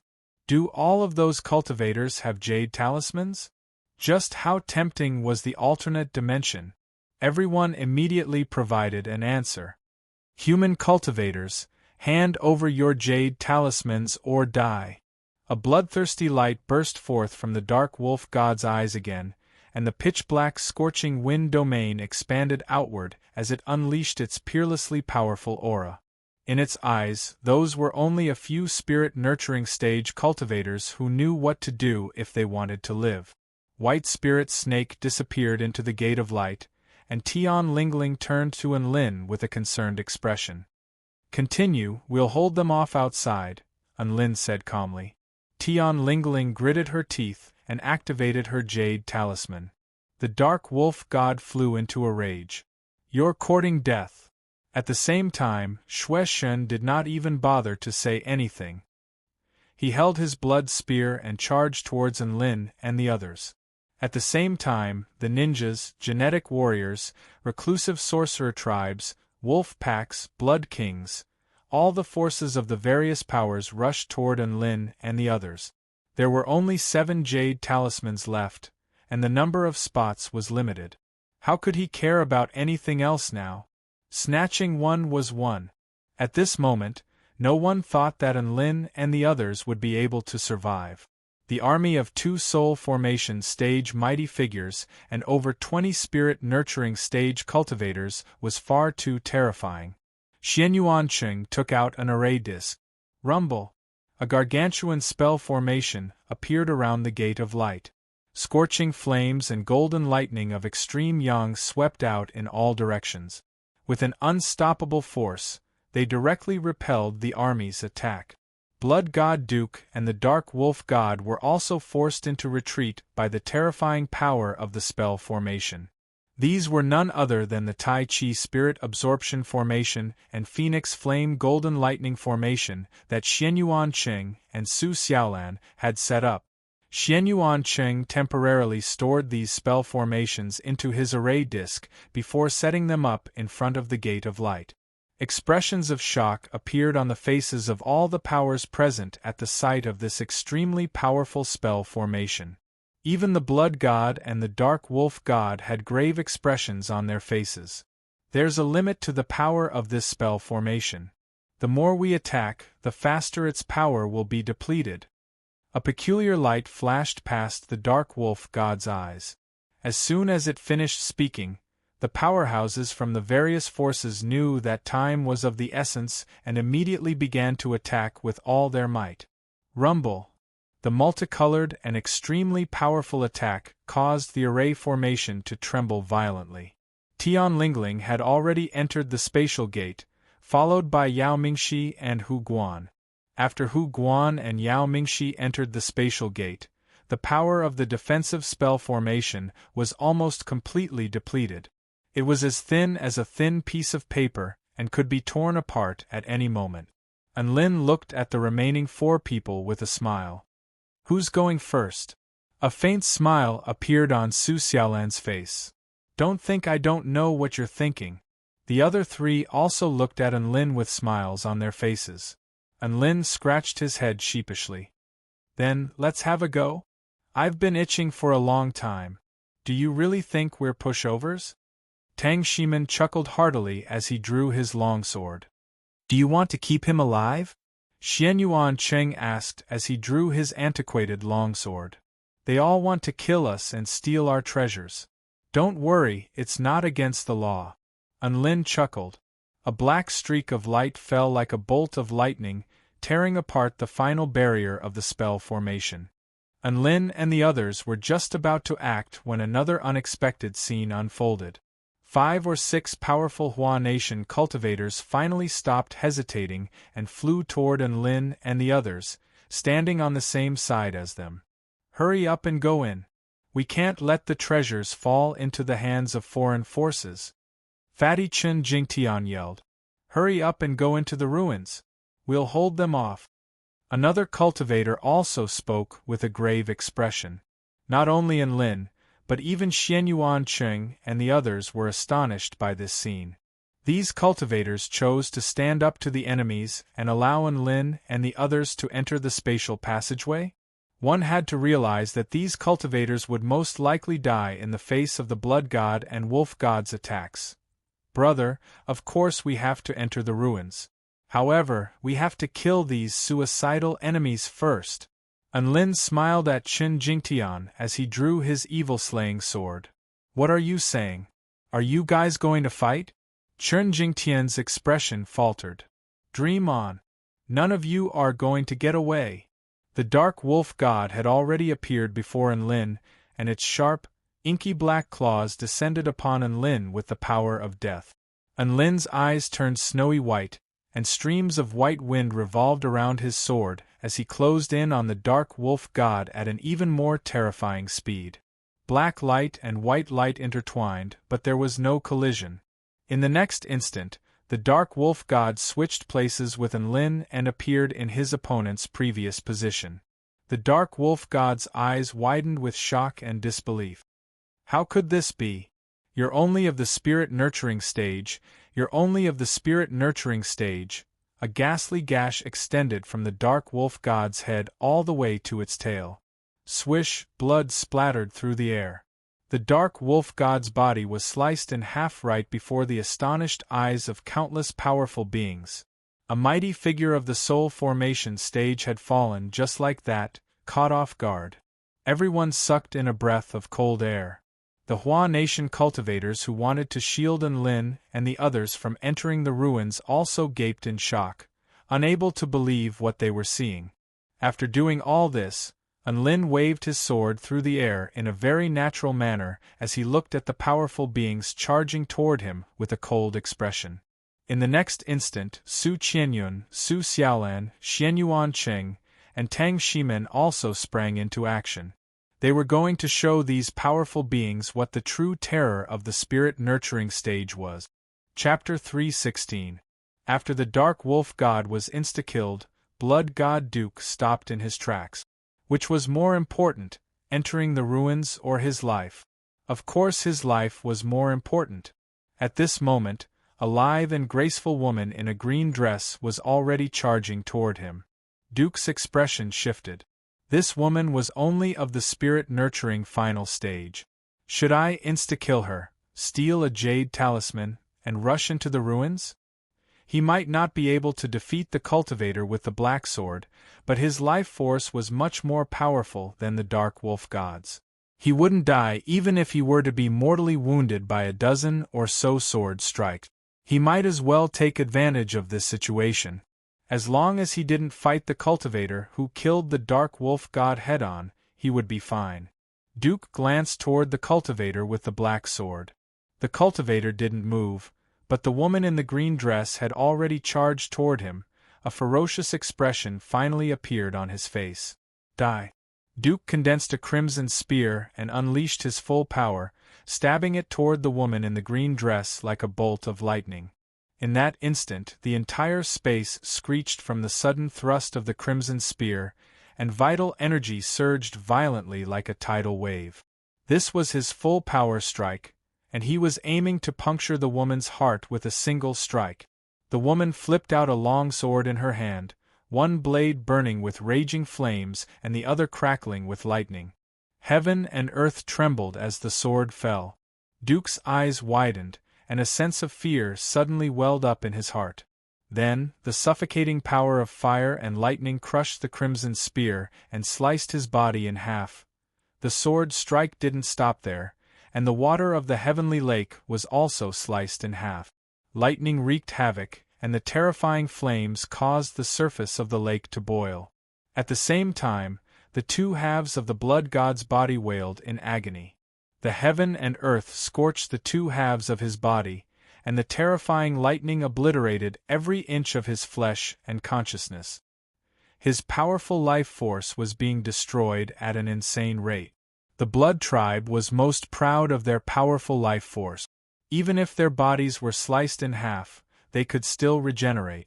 But in this situation, it looked like he was about to be killed by a single sword strike. Duke's expression was filled with despair, and there was only one voice roaring in his heart. This is King's spirit nurturing stage?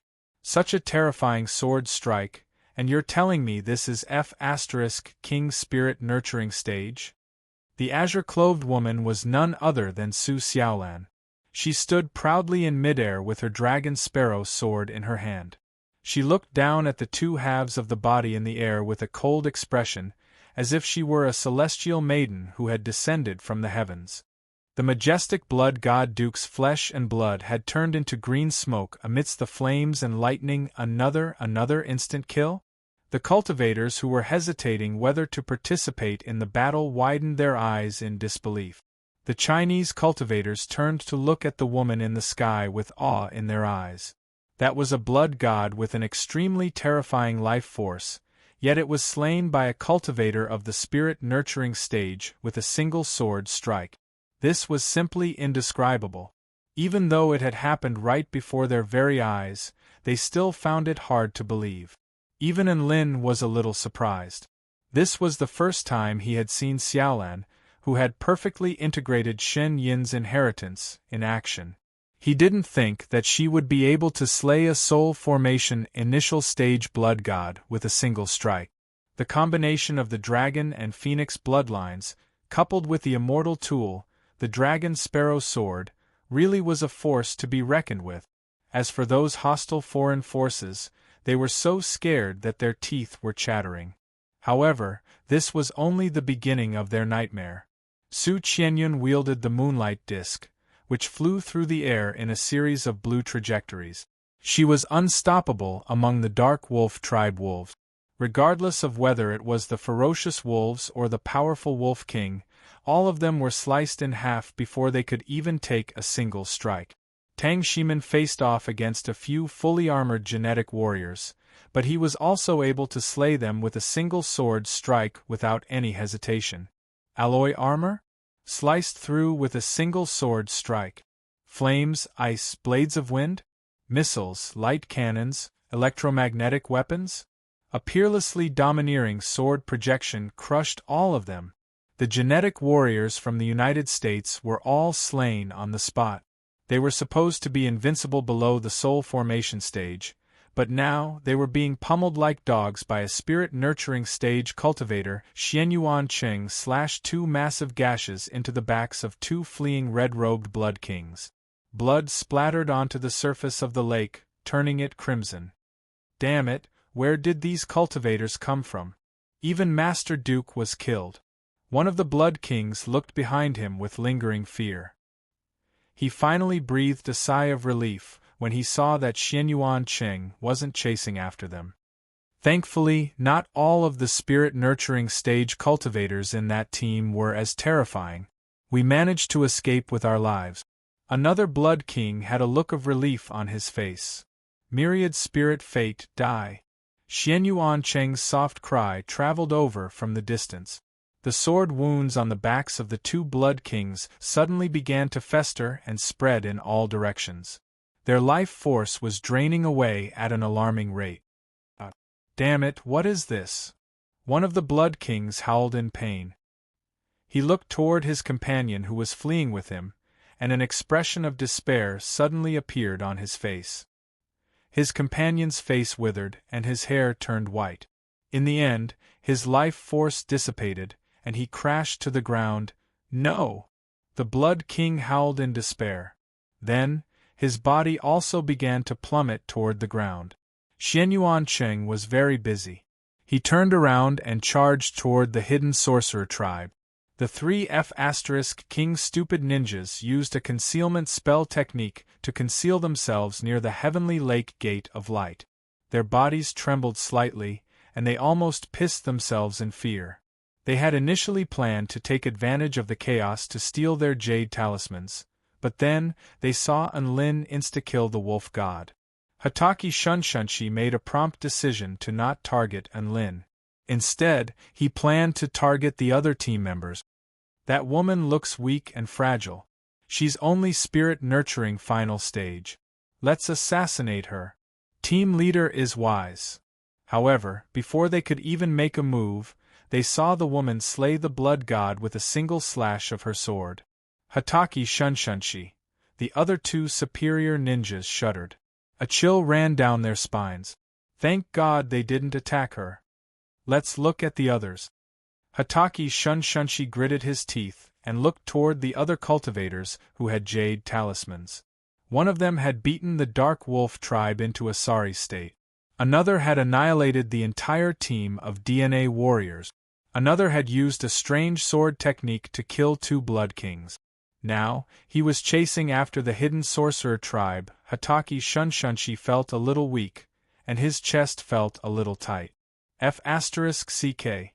Are all the spirit-nurturing stage cultivators in this team freaks?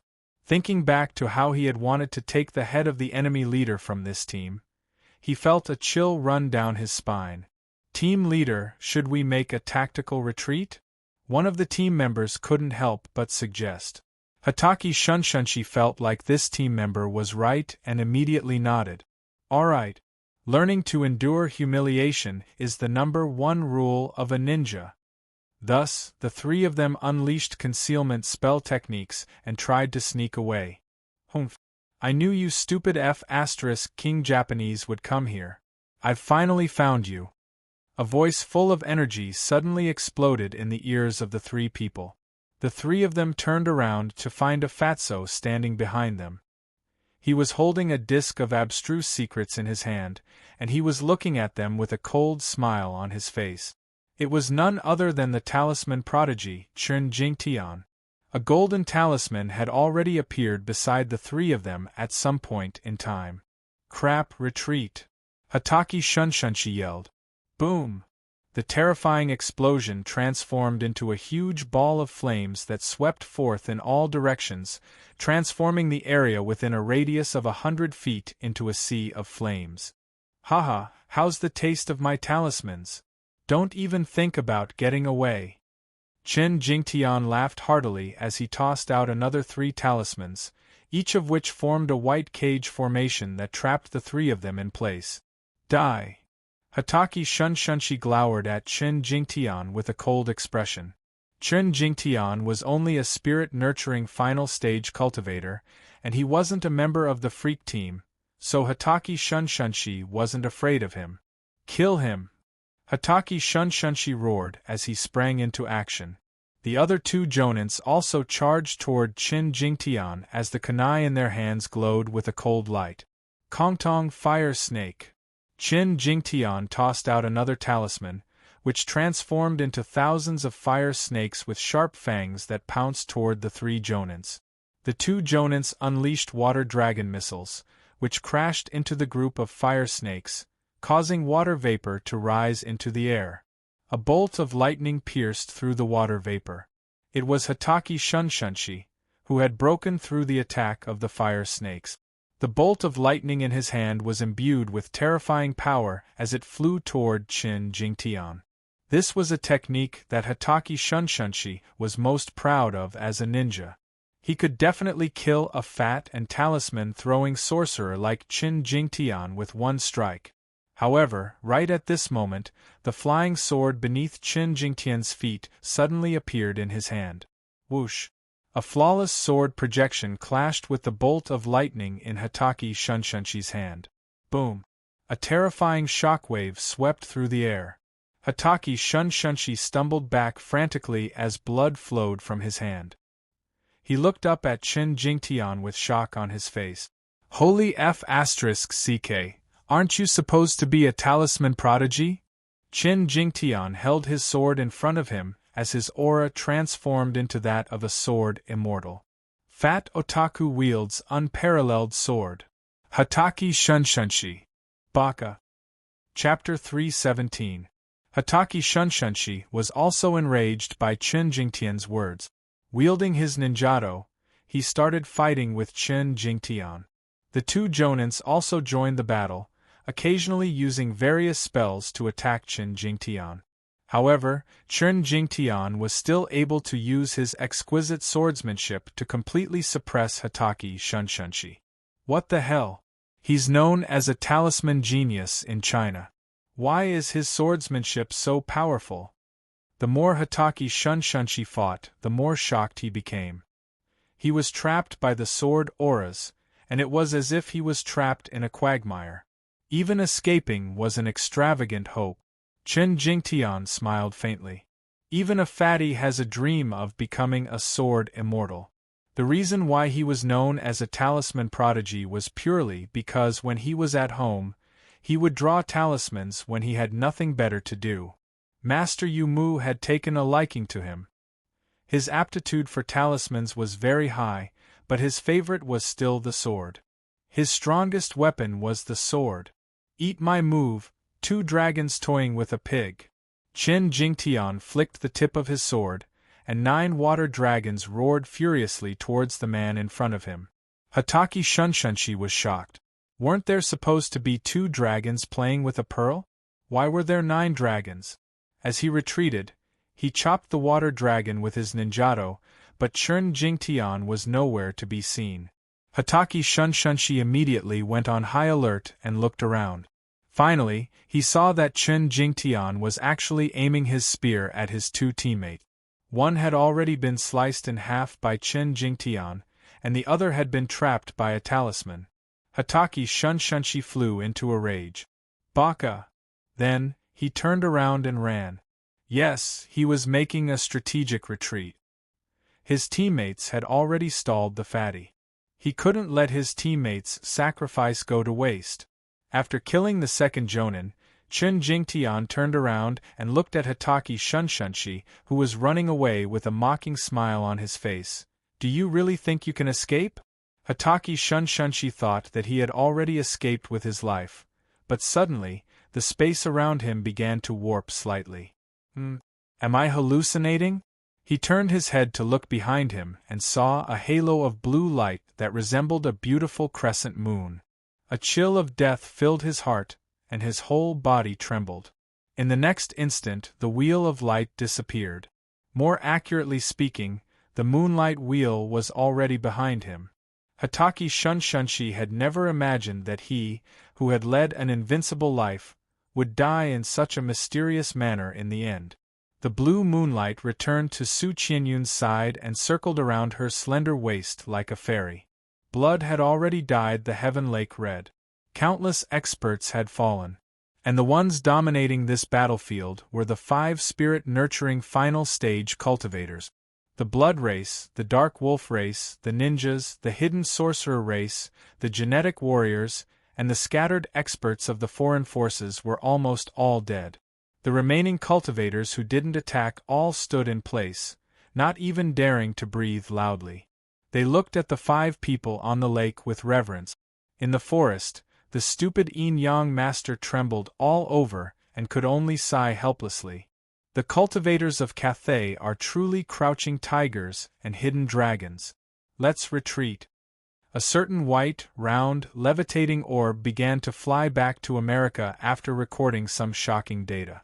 In a certain hidden strategy department, everyone looked at the feedback data with a sour expression.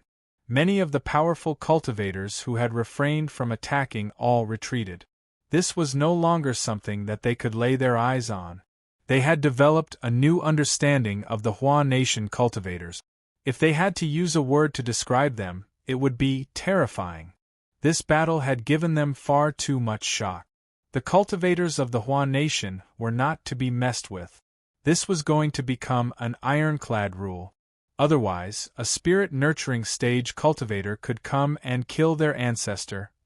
Brother, now that the enemies have been taken care of, I'm going to go into the ruins. Shall we have a drink after we come out? Unlin led everyone to Chen Jingtian and the others with a smile. From the moment Chen Jingtian and the others stood in front of Unlin and the others, Unlin had already viewed them as friends. Chen Jingtian was a little dazed.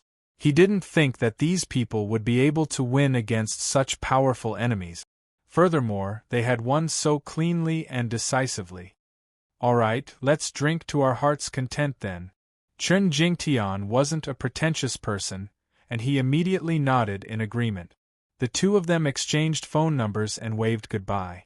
This time, Anlin, Su Xiaolan, Su Qianyun, Xianyuan Cheng, and Tang Shimin used their jade talismans to enter the spatial gate. No one dared to stop them anymore, and they left the heavenly lake in peace.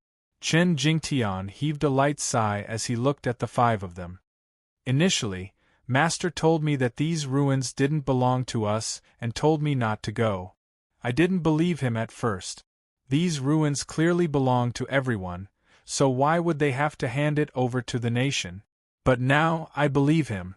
Some things can't be forced. In any case, this battle was still very meaningful. At the very least, we've made the cultivators of the other nations fearful of us. This is a great honor to the Hua nation cultivators. Another male cultivator chimed in. Chen Jingtian faltered slightly upon hearing this before nodding with a smile on his face. He clasped his hands behind his back, and his robes fluttered in the gentle breeze. A fatso like this made him look like a powerful cultivator. At the same time, a man wearing aviator sunglasses was stowing away one turtle shell after another at the edge of the heavenly lake. He turned to the beautiful woman beside him with a smile. I told you, Mr. Anlin's trip to the heavenly lake was completely risk-free, but you refused to believe me. The woman pursed her lips. That's enough, crack-shot clairvoyant lives up to his reputation. You're too kind, I'm just SOSO. The man adjusted his aviator sunglasses with a nonchalant expression on his face. The woman rolled her eyes at clairvoyant before putting away her peepa with a smile. Who would have thought that the cultivator who bought the complete collection of sword techniques foundation from me for 5 spirit stones would have already become a true sword immortal? This woman's name was Dreamy Voice Fairy. Back then, it was because she saw that Anlin's swordsmanship was extremely clumsy, so she sold Anlin a book called Unique Basic Swordsmanship Encyclopedia. Unexpectedly, 2 years later, Anlin was already able to kill the wolf god with a single strike. The world was truly full of vicissitudes and unpredictable changes. Master God Diviner nodded. Everyone has their own destiny. Instead of being envious of others, why don't you work hard? Who knows, maybe one day you'll be the next heaven-defying person. Meng Yin shrugged. I have no enmity with the heavens, so why would I go against it? You should leave this to White Spirit Snake. Master God Diviner nodded, and the two of them smiled in response. After packing his belongings, he left the Heaven Lake. Another piece of news was spread in the All the Cultivators of the World Unite to Protect Earth group chat, causing a sensation. In an instant, the group exploded with activity. The Savior, F*CK. Fellow Taoist Anlin and his teammates are too awesome, aren't they? They're practically rubbing the experts of various countries together on the ground. Taoist Wooden Ox. I'm starting to regret not going to the Heaven Lake to witness that battle. Enlightened Lazarite. I was wondering why fellow Taoist Anlin brought so many people with him when he descended into the mortal world. Turns out he's heading for the alternate dimension ruins. Green River Sword Immortal. We also have 2 lucky souls in the group. That's quite surprising. Taoist Red WRM. Why not me? Crying emoji. Atomic Bomb Fairy. Who would choose a useless dragon like you? Disdainful emoji. Cloud Exploring Taoist. +1. Taoist Red WRM. Calm Celestial Maiden. How infuriating. I knew those two had a secret, so it was this secret. Dongfang Shui finally recalled Anlin and Tian Lingling's abnormal behavior that night, and her heart was instantly crushed. There were still all sorts of discussions going on in the group. At this moment, Anlin had already entered the spatial passageway. He was embarking on a new adventure. Chapter 3:18. Within a vast expanse of darkness, Anlin felt a soft and warm hand caressing his forehead. His body swayed along with the wooden planks beneath him, and he could hear the rumbling of wheels and the clattering of hooves. This was very strange. A sense of alertness welled up in Anlin's mind, and he immediately opened his eyes as he sat up. Ah! A gentle female scream sounded beside him, and she immediately withdrew her hand as if she had been electrocuted as she stared intently at Anlin. A tomb keeper? Anlin asked upon seeing the woman in white. What did you say? The woman was still in shock. Anlin came to his senses. He had just spoken in the Tai Chu language, but the woman had spoken in Mandarin. Are you a tomb keeper? Anlin asked again in Mandarin. The woman faltered again upon hearing this. What are you talking about, sir? I'm a doctor. Huh? Anlin blinked in confusion. He looked around to find that he was in a barren desert with an extremely wide field of vision. He could even see eagles soaring in the sky and the sun hanging high in the sky. He pulled his gaze back to find that he was sitting on an open horse-drawn carriage. There was a herd of extremely majestic horses pulling carts of goods around him, and there were a few dozen people with swords strapped to their waists following them on horseback. Was this a tomb? Anlin. He drew a sharp intake of breath, and his face was deathly pale. Miss, may I ask where this place is? Oh, this is the Flying Cloud Desert, the woman in white replied. Anlin's lips twitched slightly. Tai Chu continent? The woman in white's brows furrowed slightly as she looked at Anlin with a serious expression. You seem a little strange. Did something happen to you? This world is called the Zhanqi continent. What is the Tai Chu continent? Anlin chuckled as he looked at the woman. Zhanqi continent? This dream was so realistic. Was this some kind of illusionary realm? It had to be fake. His storage ring flashed, and his evil-slaying sword appeared in his hand. Since it's a dream, then wake up, Anlin roared as he slashed his evil-slaying sword down toward his own arm. What are you doing? The white-clothed woman's beautiful eyes widened as she screamed. Then, her face was splattered with blood. Hiss! Anlin clenched his teeth as he looked at the bloodstains on his arm. He sucked in a breath of cold air as a sharp pain, as if his bones and flesh were being torn apart, spread throughout his body. Holy shit! Is it not a dream? He looked at his arm in a daze, his brain forgetting to think. Bai Shuyan, are you all right? A man rushed over. When he saw the blood on the woman's face, he was about to explode in anger. However, when he saw the blood stain on Anlin's arm, he couldn't help but be stunned. I'm fine. It's just that this man's emotions don't seem too stable. He was just slashing at himself with his sword, the woman hurriedly explained. The man? You call this fine? What if this lunatic suddenly slashes at you with a sword? Bai Shuyan. She suddenly felt like she couldn't come up with a retort. Furthermore, it seemed to make a lot of sense, so she turned to look at the man before her. Anlin was also looking at her as he extended his bleeding arm toward her. I heard you're a doctor, can you help me with this? Bai Shuyan.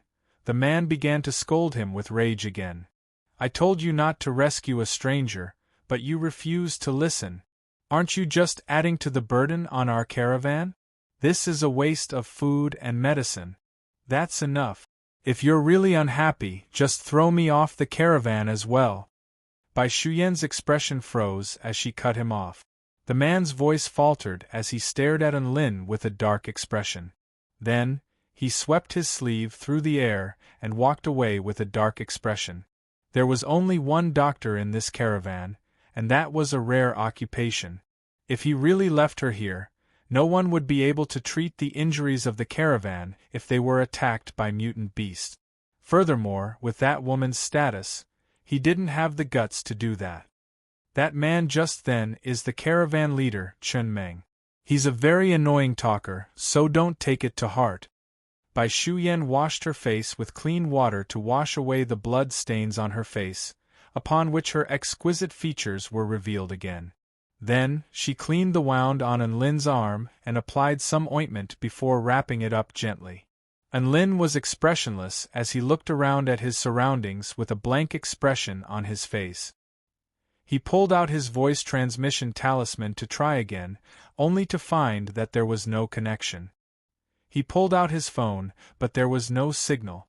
During this period of time, Bai Shu Yan had been very diligent in her treatment.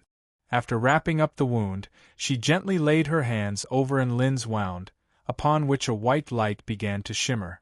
Lin's expression shifted slightly as he sensed a strange power. "What is this white light?" he asked in surprise. "This is battle chi. My battle chi is a healing type. Have you lost your memory?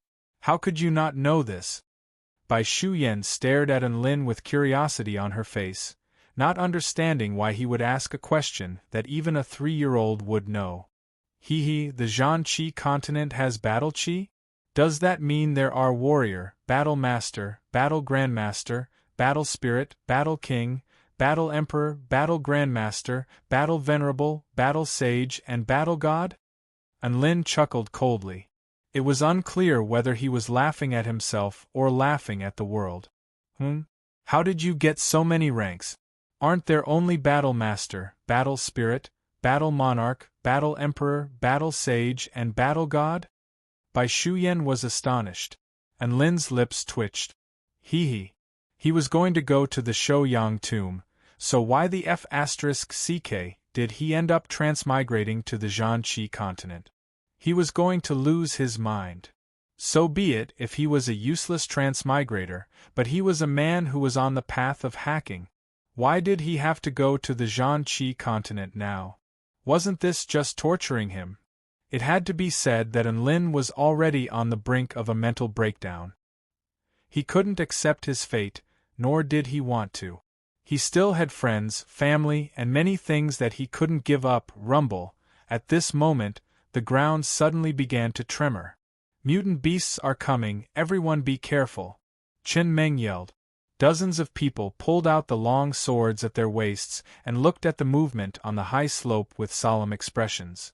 All of a sudden, a dozen or so huge brown wolves appeared on the hill. These wolves were all over 10 feet in size, and there was a dangerous aura in their eyes. Crap! These are desert wolf kings. Each of them possesses battle spirit stage power. Bai Shuyan's features were deathly pale with panic etched on her face. Lin looked at the wolves with a shocked expression. Battle spirit stage? Are they very powerful? Bai Shuyan seemed to have gotten used to Lin's ignorance by now, and she explained, "Only Chen Meng and I are battle spirit stage in our caravan, everyone else is a battle master. My battle chi is more of a regenerative type, so I can only take on one desert wolf king at most. So you're all screwed." Lin nodded with a cold expression. Bai Shu Yan flared up with rage. "What do you mean by that expression? If we die, you're going to die too.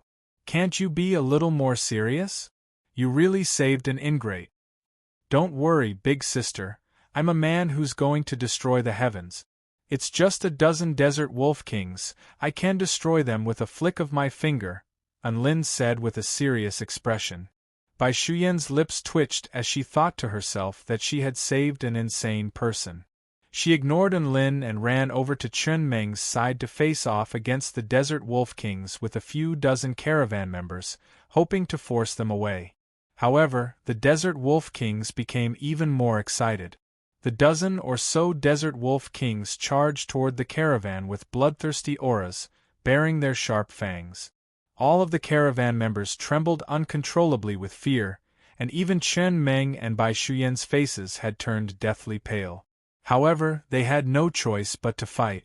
If they chose to run under these circumstances, they would undoubtedly die. Whoosh! A dazzling sword intent flashed through the air with earth-shattering power, pulverizing the dozen or so desert wolf kings. Boom! The monstrous power continued onward, and even the rocky slope was sliced in half, as if an entire section of the earth had been sliced in half. Everyone was rooted to the spot as they stared in shock at the scenes unfolding before their eyes. Bai Shu Yan seemed to have sensed something, and she turned around to look behind her. All of the other caravan members, including Chen Meng, also turned to look behind them with wide eyes. A strangely dressed man was putting his long sword away into his storage ring with a nonchalant expression. Done. Chapter 319. Did he do it? The same thought appeared in everyone's mind. Qin Meng swallowed nervously. He was just thinking about throwing Enlin off the carriage a while ago, but now that he thought about it, he was about to go crazy. If he had known that Enlin was this powerful, he would never have dared to do that. It took a long time for everyone in the caravan to accept the fact that Enlin was a powerful cultivator. From then on, their attitudes toward him underwent a complete 180-degree turnaround as everyone became extremely respectful toward him. Delicious food and drinks were all delivered to the caravan.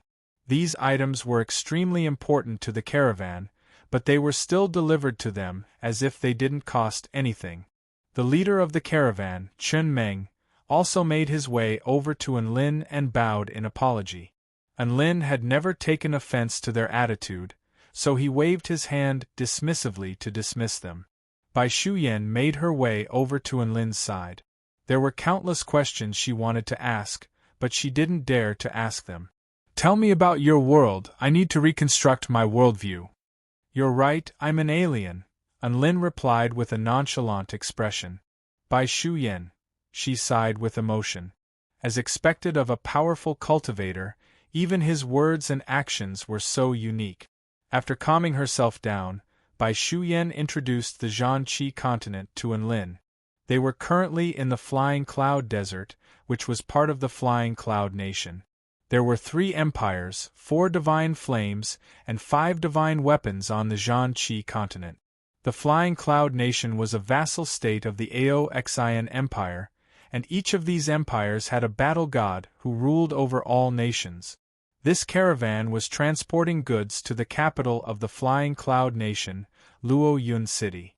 Enlin listened to Bai Shuyan's description and asked with a curious expression, "Then in your eyes, what level of powerful cultivator do you think I am on the Zhanqi continent?" Bai Shuyan's face paled upon hearing this, and she hurriedly replied, "Senior, your combat prowess is unfathomable, I don't dare to make assumptions. On the Zhanqi continent, martial prowess reigned supreme, and it was extremely disrespectful to judge a cultivator's strength without permission."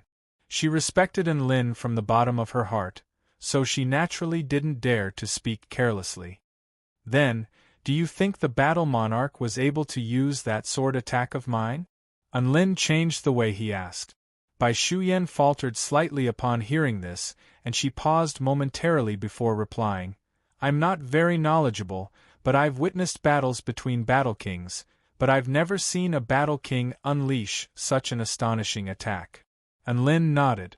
That slash just now was just a casual wave of his hand. This meant that he was at least at the level of a combat emperor. Combat masters, combat spirits, combat monarchs, combat emperors, combat sages, and combat emperors. It was said that the strongest cultivator in the Flying Cloud Nation was only a combat emperor, while combat sages were the strongest cultivators in the entire continent. Combat emperors stood at the top of the pyramid, and there were only 3 of them in the entire continent. No one knew how strong they were. A conflicted expression appeared on Bai Shuyan's face for a long while before she continued, "Senior Enlin, the power you used, I just feel like it's a little unfamiliar." "It's not battle chi?" Enlin asked with a hint of a smile on his face. "That's right." Bai Shuyan nodded nervously. Seeing as Enlin didn't seem to mind this topic, she continued, "We cultivators of battle chi can always sense the surging of battle chi. However, I could only sense a vast amount of energy from your sword attack, but I couldn't sense any fluctuations of battle chi." Enlin smiled. "Don't think too much about that." Bai Shuyan nodded obediently and didn't bring up this topic again. Enlin was starting to understand. Battle chi was a type of energy that was unique to this continent, while the vital energy he used seemed to be a type of energy that was omnipresent in the entire universe. He didn't know if there was a difference in power between these 2 types of energy, but battle chi could allow living beings to evolve and advance to a higher level of life, so this type of energy was not to be underestimated. A day later, they arrived at Luoyun City. Enlin was momentarily dazed as he looked at the majestic city and the bustling crowds. He had actually transmigrated after all. Senior Lin, I'll be taking my leave now. If you need anything, you can come to the Bai Palace to find me. Bai Shuyan bowed slightly and bade farewell to Enlin. Enlin's eyes lit up upon hearing this. I need something right now. Do you know where I can buy a map? The more detailed, the better. A vibrant smile appeared on Bai Shuyan's face. Then please come to the Bai Palace. There's a map of the entire continent there, but only the area within the Aoxian Empire has a more detailed map. Enlin nodded and followed Bai Shuyan to the Bai Palace. Bai Shuyan was the daughter of a general of the Bai Palace. Her status in the Bai Palace wasn't too high, so she had the right to take Enlin to the library. Within the library, Enlin browsed through the world map of the Zhanqi continent, from the distribution of countries to the distribution of mountains and rivers. The Aoxian Empire, the Snake Spirit Empire, and the Beihong Empire were the three most powerful empires on the continent. The Flying Cloud Nation was only a subsidiary nation of the Aoxian Empire and was considered a medium-sized nation. The four most famous divine flames and 5 divine weapons of the continent were all located in the ancient Barren Realm. Apparently, battle god Su Ming of the Aoxian Empire had obtained a divine weapon in the ancient Barren Realm, while battle god Ziyang of the Beihong Empire had obtained a type of divine flame. Enlin was quite interested in these divine weapons and divine flames. Men always pursued some bad *SS things in order to display their worth. For example, they wanted to ride the fiercest horses, drink the strongest alcohol, eat the most spicy dishes, and sleep with the most beautiful women. All right, I'll go to the ancient Barren Realm. After making up his mind, a middle-aged man with a long beard walked into the room and made his way toward Bai Shuyan. Little Yen, you're finally back. It hasn't been very peaceful lately, so you should stay in the manor and don't go out to gather herbs. The man's voice was calm and gentle, but it was tinged with an authoritative tone. Father, why are you suddenly bringing this up? I'm a doctor. Bai Shuyan was a little panicked. The most important thing in their profession was training. There was no room for improvement if they stayed in the manor. The man shook his head. It's not that I don't want you to go. Do you know what happened to the Dezhou nation? What happened to the Dezhou nation? Bai Shuyan's expression faltered. The man replied with a solemn expression. The ruler of the Dezhou nation was killed. Apparently, he was lusting after a woman's beauty and tried to force himself on her, only to be slain on the spot by that woman. The ensuing battle resulted in countless deaths and injuries in the imperial palace. The Dezhou nation has fallen into complete chaos, and our empire has also been affected by it. Enlin's heart jolted upon hearing this. Wasn't the Dezhou nation a neighbor of the Flying Cloud Nation? They were about as powerful as the Flying Cloud Nation, and their ruler was also a battle emperor stage powerful being. From the looks of it, that woman was quite powerful. He was taking pleasure in her misfortune. It was said that beautiful women were the source of trouble. This ruler had really gotten himself into trouble and had even lost his life. How is that woman so powerful? Who is she? Bai Shuyan's expression was filled with shock and curiosity. She was extremely curious about the woman's identity. The man's brows furrowed slightly as he shook his head. That's quite strange. That woman doesn't belong to any of the powerful beings that we know of. Her weapon of choice is an extremely terrifying blue full moon. She's a very mysterious person, and I've heard some information about her. It seems like she's also speaking an unfamiliar language. In any case, little Yen, don't go out there. We'll talk about it after this incident blows over. The man's words exploded in Enlin's mind. Blue full moon? An unfamiliar language? A thought surfaced in his mind, and he began to tremble with excitement. Chapter 320. Fellow Cultivator, may I ask if you know where that mysterious woman is right now? Enlin made his way over and extended a respectful salute.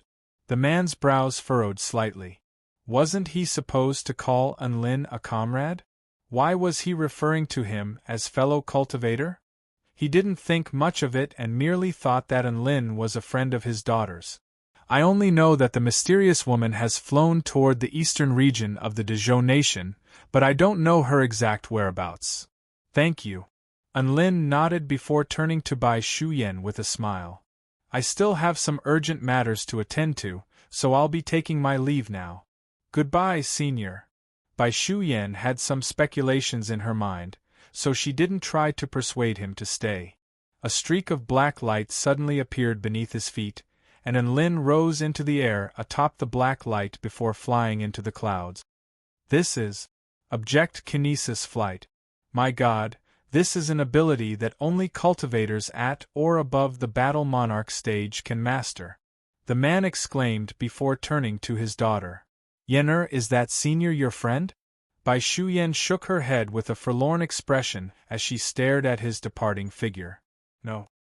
He and I are just strangers who met by chance. In the sky above, Enlin switched from sword kinesis flight to brick kinesis flight again. He was feeling extremely agitated at this moment. He had thought that he had transmigrated to a strange world by himself, but now there was a mysterious woman. If that person was Su Qianyun, then the implications were completely different. With this in mind, he sped up again. The Dezhou nation was currently in a state of chaos. Most of the powerful cultivators in the imperial family had been killed, and their position as the nation's ruler was on the brink of collapse. All of the major sects were trying to stabilize the situation, while others were trying to establish a new regime. There were even some who had allied with powerful cultivators from neighboring countries to ambush that mysterious woman. However, what was even more alarming was that all three of their attempts had ended in failure, and 4 battle emperors had been slain as a result. This incident had even alerted the Aoxian Empire. One had to realize that battle emperors were extremely powerful cultivators even across the entire empire. How could they not be alarmed by the fact that so many of them had been slain in quick succession? This was the 4th ambush, and this time, even the Aoxian Empire had sent people over. They had no choice. The ruler of their subsidiary kingdom had been killed, and the incident had escalated to such an extent. It was time to put an end to this farce. They had to show the world that the Aoxian Empire was not to be humiliated. Sect leader Duan Mujuan of the Yellow Dragon sect, sect leader Dong Tian of the Thousand Secrets Pavilion, sect leader Kong Ling of the 10,000 Flower sect, King Ding Mao of the Yenqin country, and Ambassador Duan Tianyu of the Aoxian Empire. Duan Tianyu was a half-saint, so he would definitely be able to kill that mysterious woman as soon as he discovered her. The target had left the city. The target had caught a rabbit and was barbecuing it. The target had roasted the rabbit. The information from the informants came one by one, and the 5 of them excitedly rushed to the location of their target. The bright moon hung high in the sky. In the lush forest, there was a bonfire. The beautiful woman was staring blankly at the charred rabbit. She missed little Yu, Sister Chang'e, her family and friends. The past few days had been a nightmare. No, the nightmares she had weren't that scary.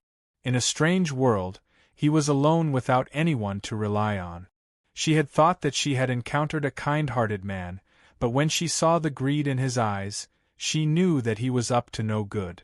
Even though she was still young and inexperienced, that didn't mean she was stupid. She could discern right from wrong. Hence, she chose to leave. However, the man used a spell technique on her in an attempt to trap her and do unspeakable things to her. In a fit of rage, she killed the man. However, this act became the source of endless trouble for her. That man seemed to have a very high status in this world, and soon she was being hunted down by people from all over the world. There was no end to the number of people she could kill. Wave after wave of people came, each time more ferocious than the last. It was as if they wouldn't stop as long as she didn't die. It was as if the only thing left in this world were her enemies. She looked up at the sky to find a silver moon hanging high in the night sky. It was completely devoid of any warmth, and a frosty chill assaulted her delicate body. For some reason, she felt a lump in her throat as she murmured to herself, "Can someone tell me what I should do?" Rumble, a powerful aura engulfed heaven and earth as it swept toward her. She stood up and tossed the charred rabbit meat onto the ground with a grave expression on her delicate face. Were they coming again? There were 5 of them this time, and their auras weren't weak at all, ha. You won't be able to escape this time, Vixen. A deep voice sounded in the sky as Duan Tianyu descended from the sky with 4 battle emperors in tow. Unfortunately, she didn't understand what Duan Tianyu was saying. She only felt that he seemed to be very pleased with himself. Duan Tianyu's expression faltered at the sight of the woman's cold and exquisite features, and a thought suddenly surfaced in his mind. Should he capture her alive? Or should he kill her after enjoying her for a while? However, in the next instant, a bright blue arc of light seemed to leap through the air before instantly piercing through the body of the Yellow Dragon sect leader, Duan Mujuan. There was still a look of shock and horror on Duan Tianyu's face, but he didn't have time to react. Duan Tianyu drew a sharp breath. If he hadn't faced this attack head-on, he wouldn't have been able to sense just what kind of strange ability that was. In fact, he couldn't even sense the fluctuations of battle chi. "Set up the formation," he yelled decisively. This was not the time to lust after a woman's beauty. If they weren't careful, they could all be wiped out here. Dong Tian, Kong Ling, and Ding Mao were also given quite a fright. However, as battle emperors, their combat prowess was extremely high. They instantly took up their positions and set up the 4 dragons wind-lightning formation. The original 5 dragons wind-lightning formation had already lost Duan Mujuan, so there was no problem with 4 dragons. Rumble. Battle chi surged, wind and clouds surged, and thunder rumbled. The 4 of them took up positions with Duan Tianyu in the lead, and his aura instantly rose to the level of a battle sage. Gale force winds swept forth from his body, tearing apart all the trees within a radius of over 1,000 feet. The woman stood proudly in the midst of the gale force winds. The blue moonlight disk formed a barrier of light in front of her, keeping the gale force winds and lightning at bay. She could sense that a massive formation had already trapped her, and the power of the gale force winds and thunder was also becoming more and more turbulent. Duan Tianyu pointed his crimson long sword at the woman nearby. "This is the 4 dragons wind-lightning formation," he said in a cold voice. "Even a battle sage can put up a fight against it. Prepare to die." He was hoping to see fear and shock on the woman's face after he finished speaking so that he could put on a good show. However, all he saw was a blue crescent moon. The hair on Duan Tianyu's back stood on end, and he immediately gathered the power of the formation onto his longsword before slashing it forward. Boom! Energy exploded, and the earth tremored violently. The moonlight disk collided with the longsword, and a crack appeared on his crimson longsword. The surging power from Duan Tianyu's longsword forced him back several steps before he could regain his balance. 4 dragons appear. An expression of shock appeared on his face, and he immediately unleashed the most powerful technique of the formation without any hesitation. At the same time, Dong Tian, Kong Ling, and Ding Mao hurriedly made hand seals to circulate their battle chi in a frenzy. Bolts of lightning flashed through the sky. Soon, 4 flashing blue lightning dragons tore through the clouds before descending upon the earth. The woman looked up at the 4 lightning dragons in the sky and could sense the vast and powerful auras emanating from them. She immediately summoned the moonlight disk back to her side and constructed a blue moonlight barrier around herself. "Die, demonic woman!" Duan Tianyu pointed his crimson long sword at the woman from afar. The 4 lightning dragons crashed down from the sky before crashing toward Duan Tianyu's group of 4. Boom! The lightning exploded in all directions, pulverizing the ground and illuminating the night sky. The woman stared at the scenes unfolding before her with her bright blue eyes, and an expression of shock appeared on her face for the first time. She was finally stunned by Duan Tianyu's abilities. After all, it was very rare to see an enemy using a powerful technique these days. After that, A black-robed man descended from the sky before landing on the ground. It really is you, Su Qianyun. The familiar and excited voice made the woman's body tremble slightly. She stared blankly at the man before her, and she bit down on her soft lips as tears began to seep from the corners of her eyes. Her suppressed emotions instantly erupted like a flood. She moved on her own, opened her arms, and hugged the man in front of her tightly. "Wah! You're finally here. I was so scared. I thought I was the only one left in this world, wah." Su Qianyun sobbed loudly. She hadn't cried like this in a long time, and tears flowed freely down her face. She didn't dare to wipe them away, and she could only hug the man before her tightly for fear that he would run away if she let go. The man was none other than Enlin. The woman's soft body trembled lightly, and the faint fragrance of osmanthus wafted through the air. He smiled and patted the woman's back. "Don't be afraid, I'm here." Chapter 321. Just as Enlin and Su Qianyun were embracing each other passionately, Duan Tianyu crawled up from the ground as if he had seen a ghost. His body was charred black, and he swayed unsteadily as he opened his murky eyes. He threw up another mouthful of blood to discover that someone was abusing him. "Duan Tianyu F***CKU. Are you insane?" Dong Tian gritted his teeth as he lay on the ground. "Heh, if you want to die, then go ahead and die. Why are you dragging me down with you?" Kong Ling sat up and threw up a mouthful of blood. Ding Mao remained completely motionless as his body was charred black. It wasn't that he wasn't angry, it was that he was already dead. Duan Tianyu couldn't bring himself to say anything. He had clearly lured the 4 lightning dragons toward the woman, but the lightning dragons suddenly changed directions. How was he supposed to explain this? However, he wasn't an idiot. He knew that the man who had suddenly appeared was most likely the culprit behind this. "What? Weren't you acting all cocky just then? Why aren't you acting all fierce now?" Enlin made his way toward Duan Tianyu with a smile on his face. Duan Tianyu's lips twitched. "Who are you?" "I'm here on orders from Battle God Su Ming to capture the culprit behind the assassination of the Dezhou Empire. If you dare to do anything to me, you'll be making an enemy of the Aoxian Empire." "Hee, are you saying that only your ruler is allowed to be lustful, but a woman can't defend herself? This is a world where power is everything, so I understand what you're trying to say.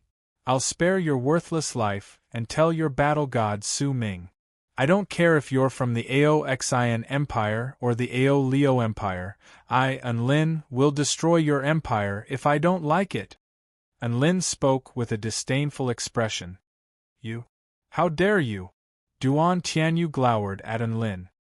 He didn't think that someone would dare to insult battle god Su Ming, and he immediately clenched his fists. However, he didn't even have a chance to react before he was kicked flying by Enlin. Enlin made his way over to Dong Tian. Dong Tian looked at him angrily and said, "We won't let this matter go so easily." Enlin nodded coldly and killed Dong Tian with a single slash. Dong Tian's eyes widened in shock. He didn't expect that Enlin would kill him so easily. "How dare you kill him?" Duan Tianyu roared furiously. "I only said that I would spare your worthless life.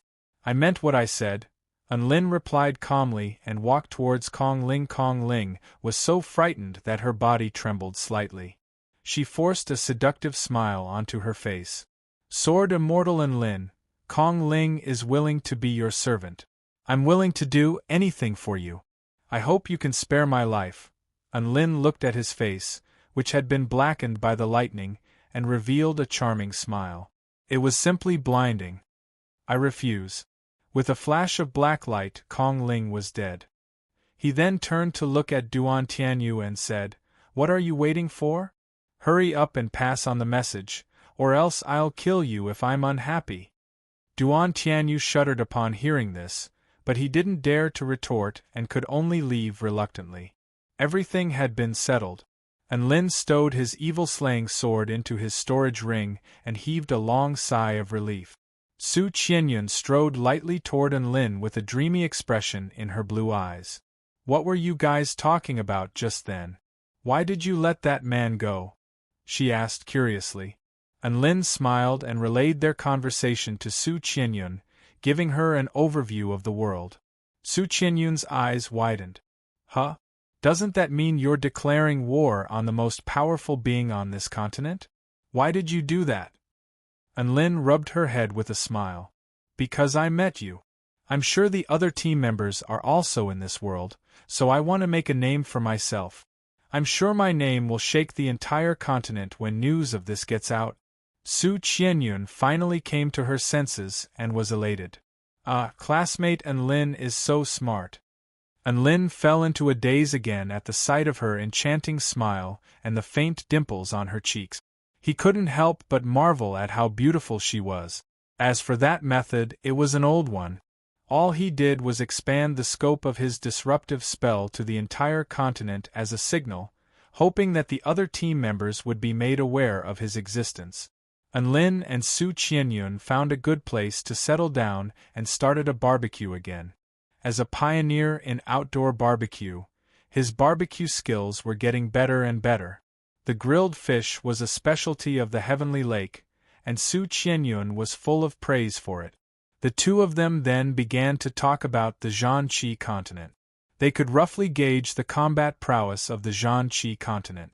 In terms of combat prowess on the Taichu continent, battle masters and battle spirits were all at the Dao body stage, while battle kings and battle emperors were all at the spirit nurturing stage.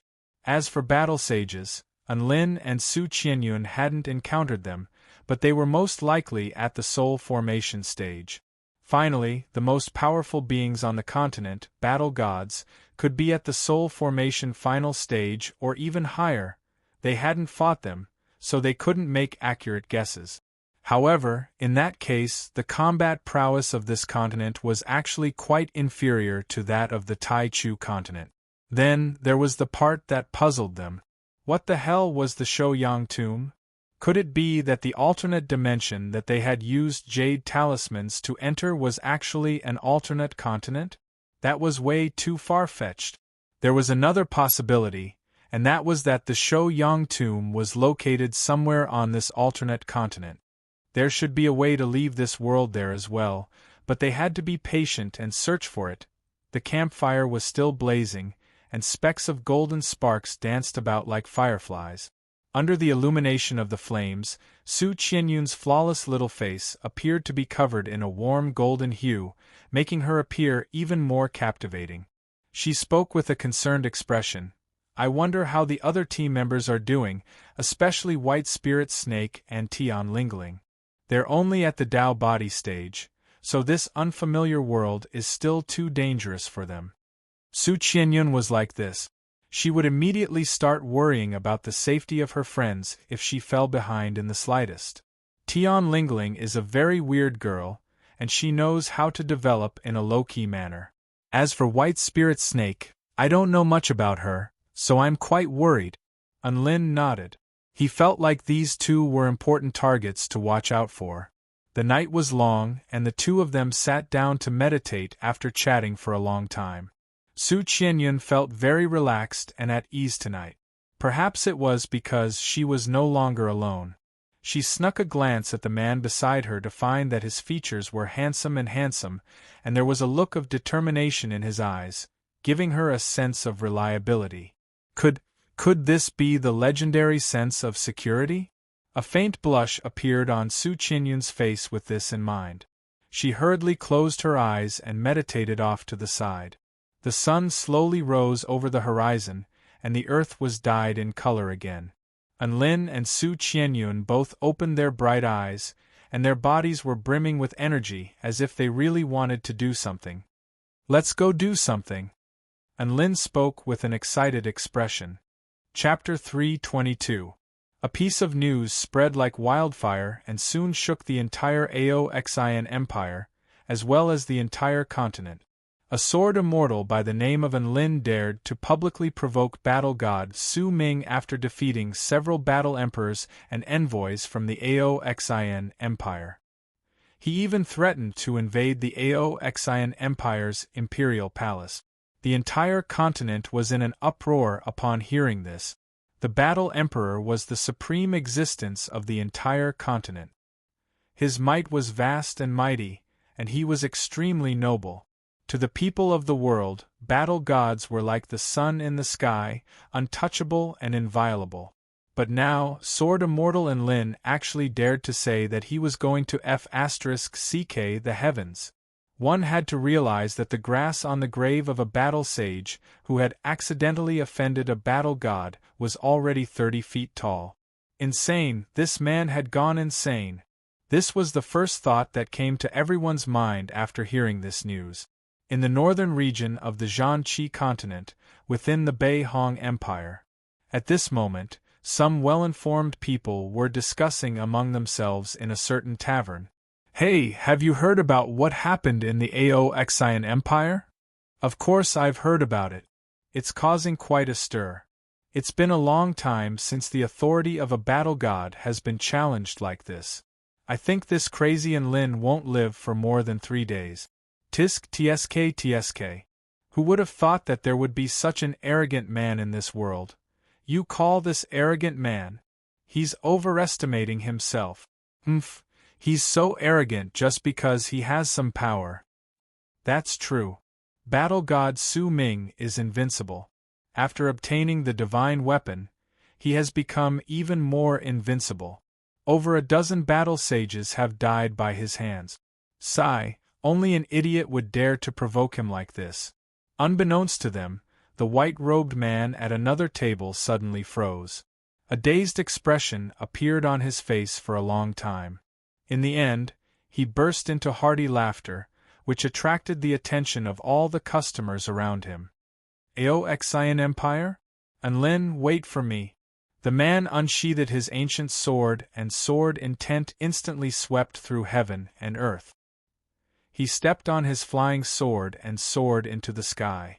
His back view was confident and decisive, leaving behind a group of surprised customers.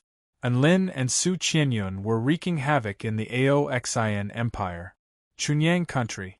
It was said that the Pure Sky Sword sect used the lives of hundreds of people to refine the sword billets every year, and they were still getting away with it, acting recklessly? It was the overlord of a region, and its strength was tyrannical. No one dared to do anything about it? Good. Watch us, the Maleficent duo, destroy you. Enlin barged into the sect with a single sword strike and killed the combat Emperor Zhuang Baifan on the spot in the main hall. Su Qianyun's moonlight wheel was a merciless harvest. Dozens of combat king-grade sword sect's elders were all killed with a single strike. The Pure Sky Sword sect was annihilated in a day. Higuegua. I heard that the Dragon Blood Devil sect reigned supreme over an area, and it crushed all the great sects and powers within the kingdom to the point they were unable to raise their heads. Moreover, because the sect possessed countless experts and an extremely terrifying sect guarding grand formation, no one dared to offend it? Good. Watch us, the Maleficent duo, destroy you. Enlin and Su Qianyun barged into the Dragon Blood Devil sect's lair and started a massacre at the slightest disagreement. The two combat emperors in the sect didn't even have a chance to escape before they were killed on the spot. Blood flowed like a river within the sect, and corpses littered the ground within a day. The Dragon Blood Devil sect no longer existed in this world. White Sun Country, Phoenix Country, one after another, their deeds spread like wildfire, causing everyone on the continent to stare in shock. No matter how much they disapproved of Enlin and Su Qianyun, what they had done now was extremely shocking. At the very least, many people no longer had any doubts about their strength. Enlin's reputation as Sword Immortal and Moonlight Holy Maiden had also truly spread throughout the entire continent. However, what truly shocked the world was what happened at the Zhaixing Pavilion. The Zhaixing Pavilion was one of the 10 great sects of the Aoxian Empire. Its sphere of influence covered the western region of the empire, and there were more than a dozen countries of various sizes. It was undoubtedly a colossus. The pavilion leader of the Zhaixing Pavilion, Ling Xiangla, and the Grand Elder Yi Chongshan, were both battle sages. They were renowned top-tier powerful beings across the entire continent, and it was exactly because of this that even battle emperors would turn a blind eye to what the Zhai Xing Pavilion did, as long as they didn't go too far. There were many lavishly decorated palaces and pavilions situated between the ethereal mountains. At the highest peak, there was a pavilion shimmering with purple light. It was extremely beautiful and did not seem like an ordinary building. This was the main pavilion of the Zhai Xing Pavilion, and it was the core of the sect. How is the demonic star flame coming along? A man with delicate features and a voice as crisp as a child's asked with his hands clasped behind his back as he slowly paced around within the main pavilion. The purple-robed elder bowed and replied, "Pavilion leader, the demonic star flame is still resisting very strongly. We are using the soul power of living beings to suppress the formation, but we are unable to force it to submit." The man with delicate features was none other than the Zhai Xing Pavilion's pavilion leader, Ling Xiangla. Ling Xiangla's long and narrow eyes narrowed slightly. Not being able to force it to submit doesn't mean that our methods are wrong, it's just that we don't have enough power. Gather another 200,000 living beings to fuse into the formation. The purple-robed elder shuddered and could only bow his head. Yes, pavilion leader. It looked like he would have to capture people from villages and towns again. What excuse would he use this time? A demonic beast invasion? Or a natural disaster? Just as the purple-robed elder was contemplating this matter, the ground suddenly began to tremor, followed by an earth-shattering boom. Boom! The Zhai Xing Pavilion began to stir, and the alarm began to sound. Enemy attack! Enemy attack! Someone is forcing their way into the sect. The disciples of the Zhai Xing Pavilion all rushed out with weapons in hand. The purple-robed elder's expression shifted. He clearly didn't think that there would be someone who would dare to oppose the Zhai Xing Pavilion in this day and age. Was he tired of living? Let me see who dares to do this. A pair of purple wings appeared on the purple-robed elder's back as he flew toward the location where the battle was taking place. A man and a woman? The purple-robed elder flew through the air and circulated his energy in his dantian before roaring, "Who are you? How dare you barge into the Zhai Xing Pavilion? Surrender!" Whoosh! A streak of blue light flashed past.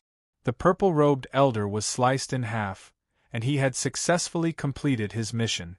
Anlin and the holy moonlight goddess were able to kill anyone who stood in their way. They were actually two gods of slaughter as they slaughtered their way to the highest pavilion in silence. Boom! The formation of the pavilion glowing with purple light was broken, and the two of them swaggered in. The pavilion lord, Ling Xiangla, sat on a chair and looked at the two newcomers in silence. His expression finally changed slightly at the sight of the two of them, as if they were immortal Tao companions who had descended from the heavens. Beside Ling Xiangla was an elderly man in a red robe. He was the Grand Elder of the Zhai Xing Pavilion, Yi Chongshan.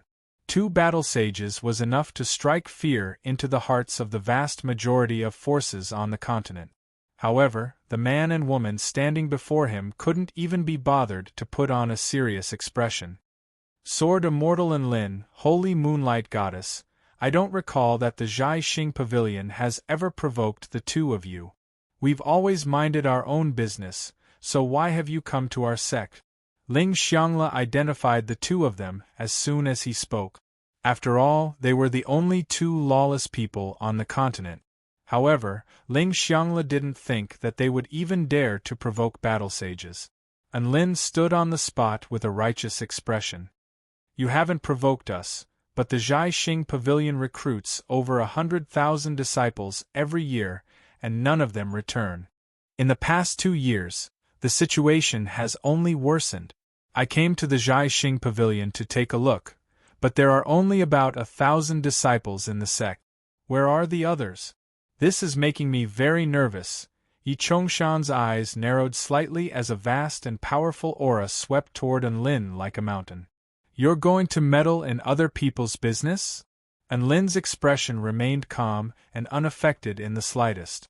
He spoke with a righteous expression, "I'm a partner of justice, a sword immortal who enforces justice on behalf of the heavens. I fight for justice when I see injustice. Why can't I meddle in this?" Ling Xiangla's lips twitched. Holy F***ck, what a lunatic. Yi Chongshan. Let's do it. Boom. This battle sage's terrifying aura exploded forth like a ferocious tidal wave, causing ripples to appear in the space around it. And Lin wielded his evil-slaying sword and stood beside Su Qianyun as he also unleashed his powerful aura. Gale-force winds swept forth as the two auras clashed violently, creating a thunderous explosion that made the entire Jiaxing pavilion tremor violently. Thus, an earth-shattering battle erupted at the Jiaxing pavilion. Chapter 323. Ling Xiangla gripped his seven-star sword and slashed toward Enlin.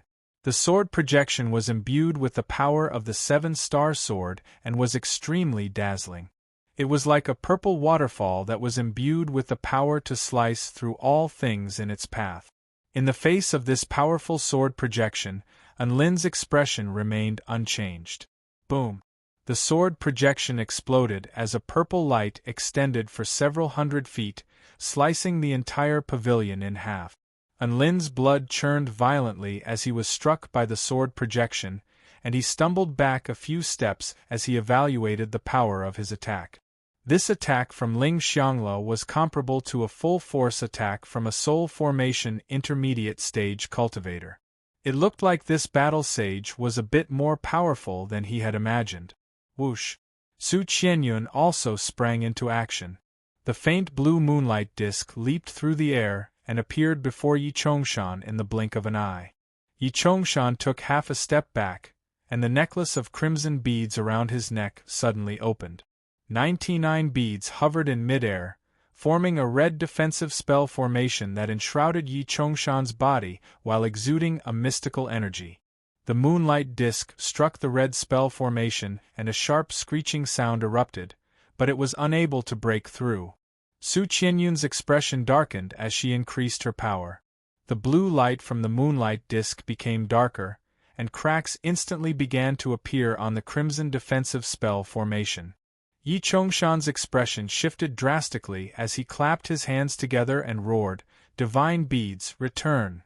The crimson beads quickly flew through the air while emitting scorching flames to form a phoenix flaming body before pouncing toward Su Qianyun.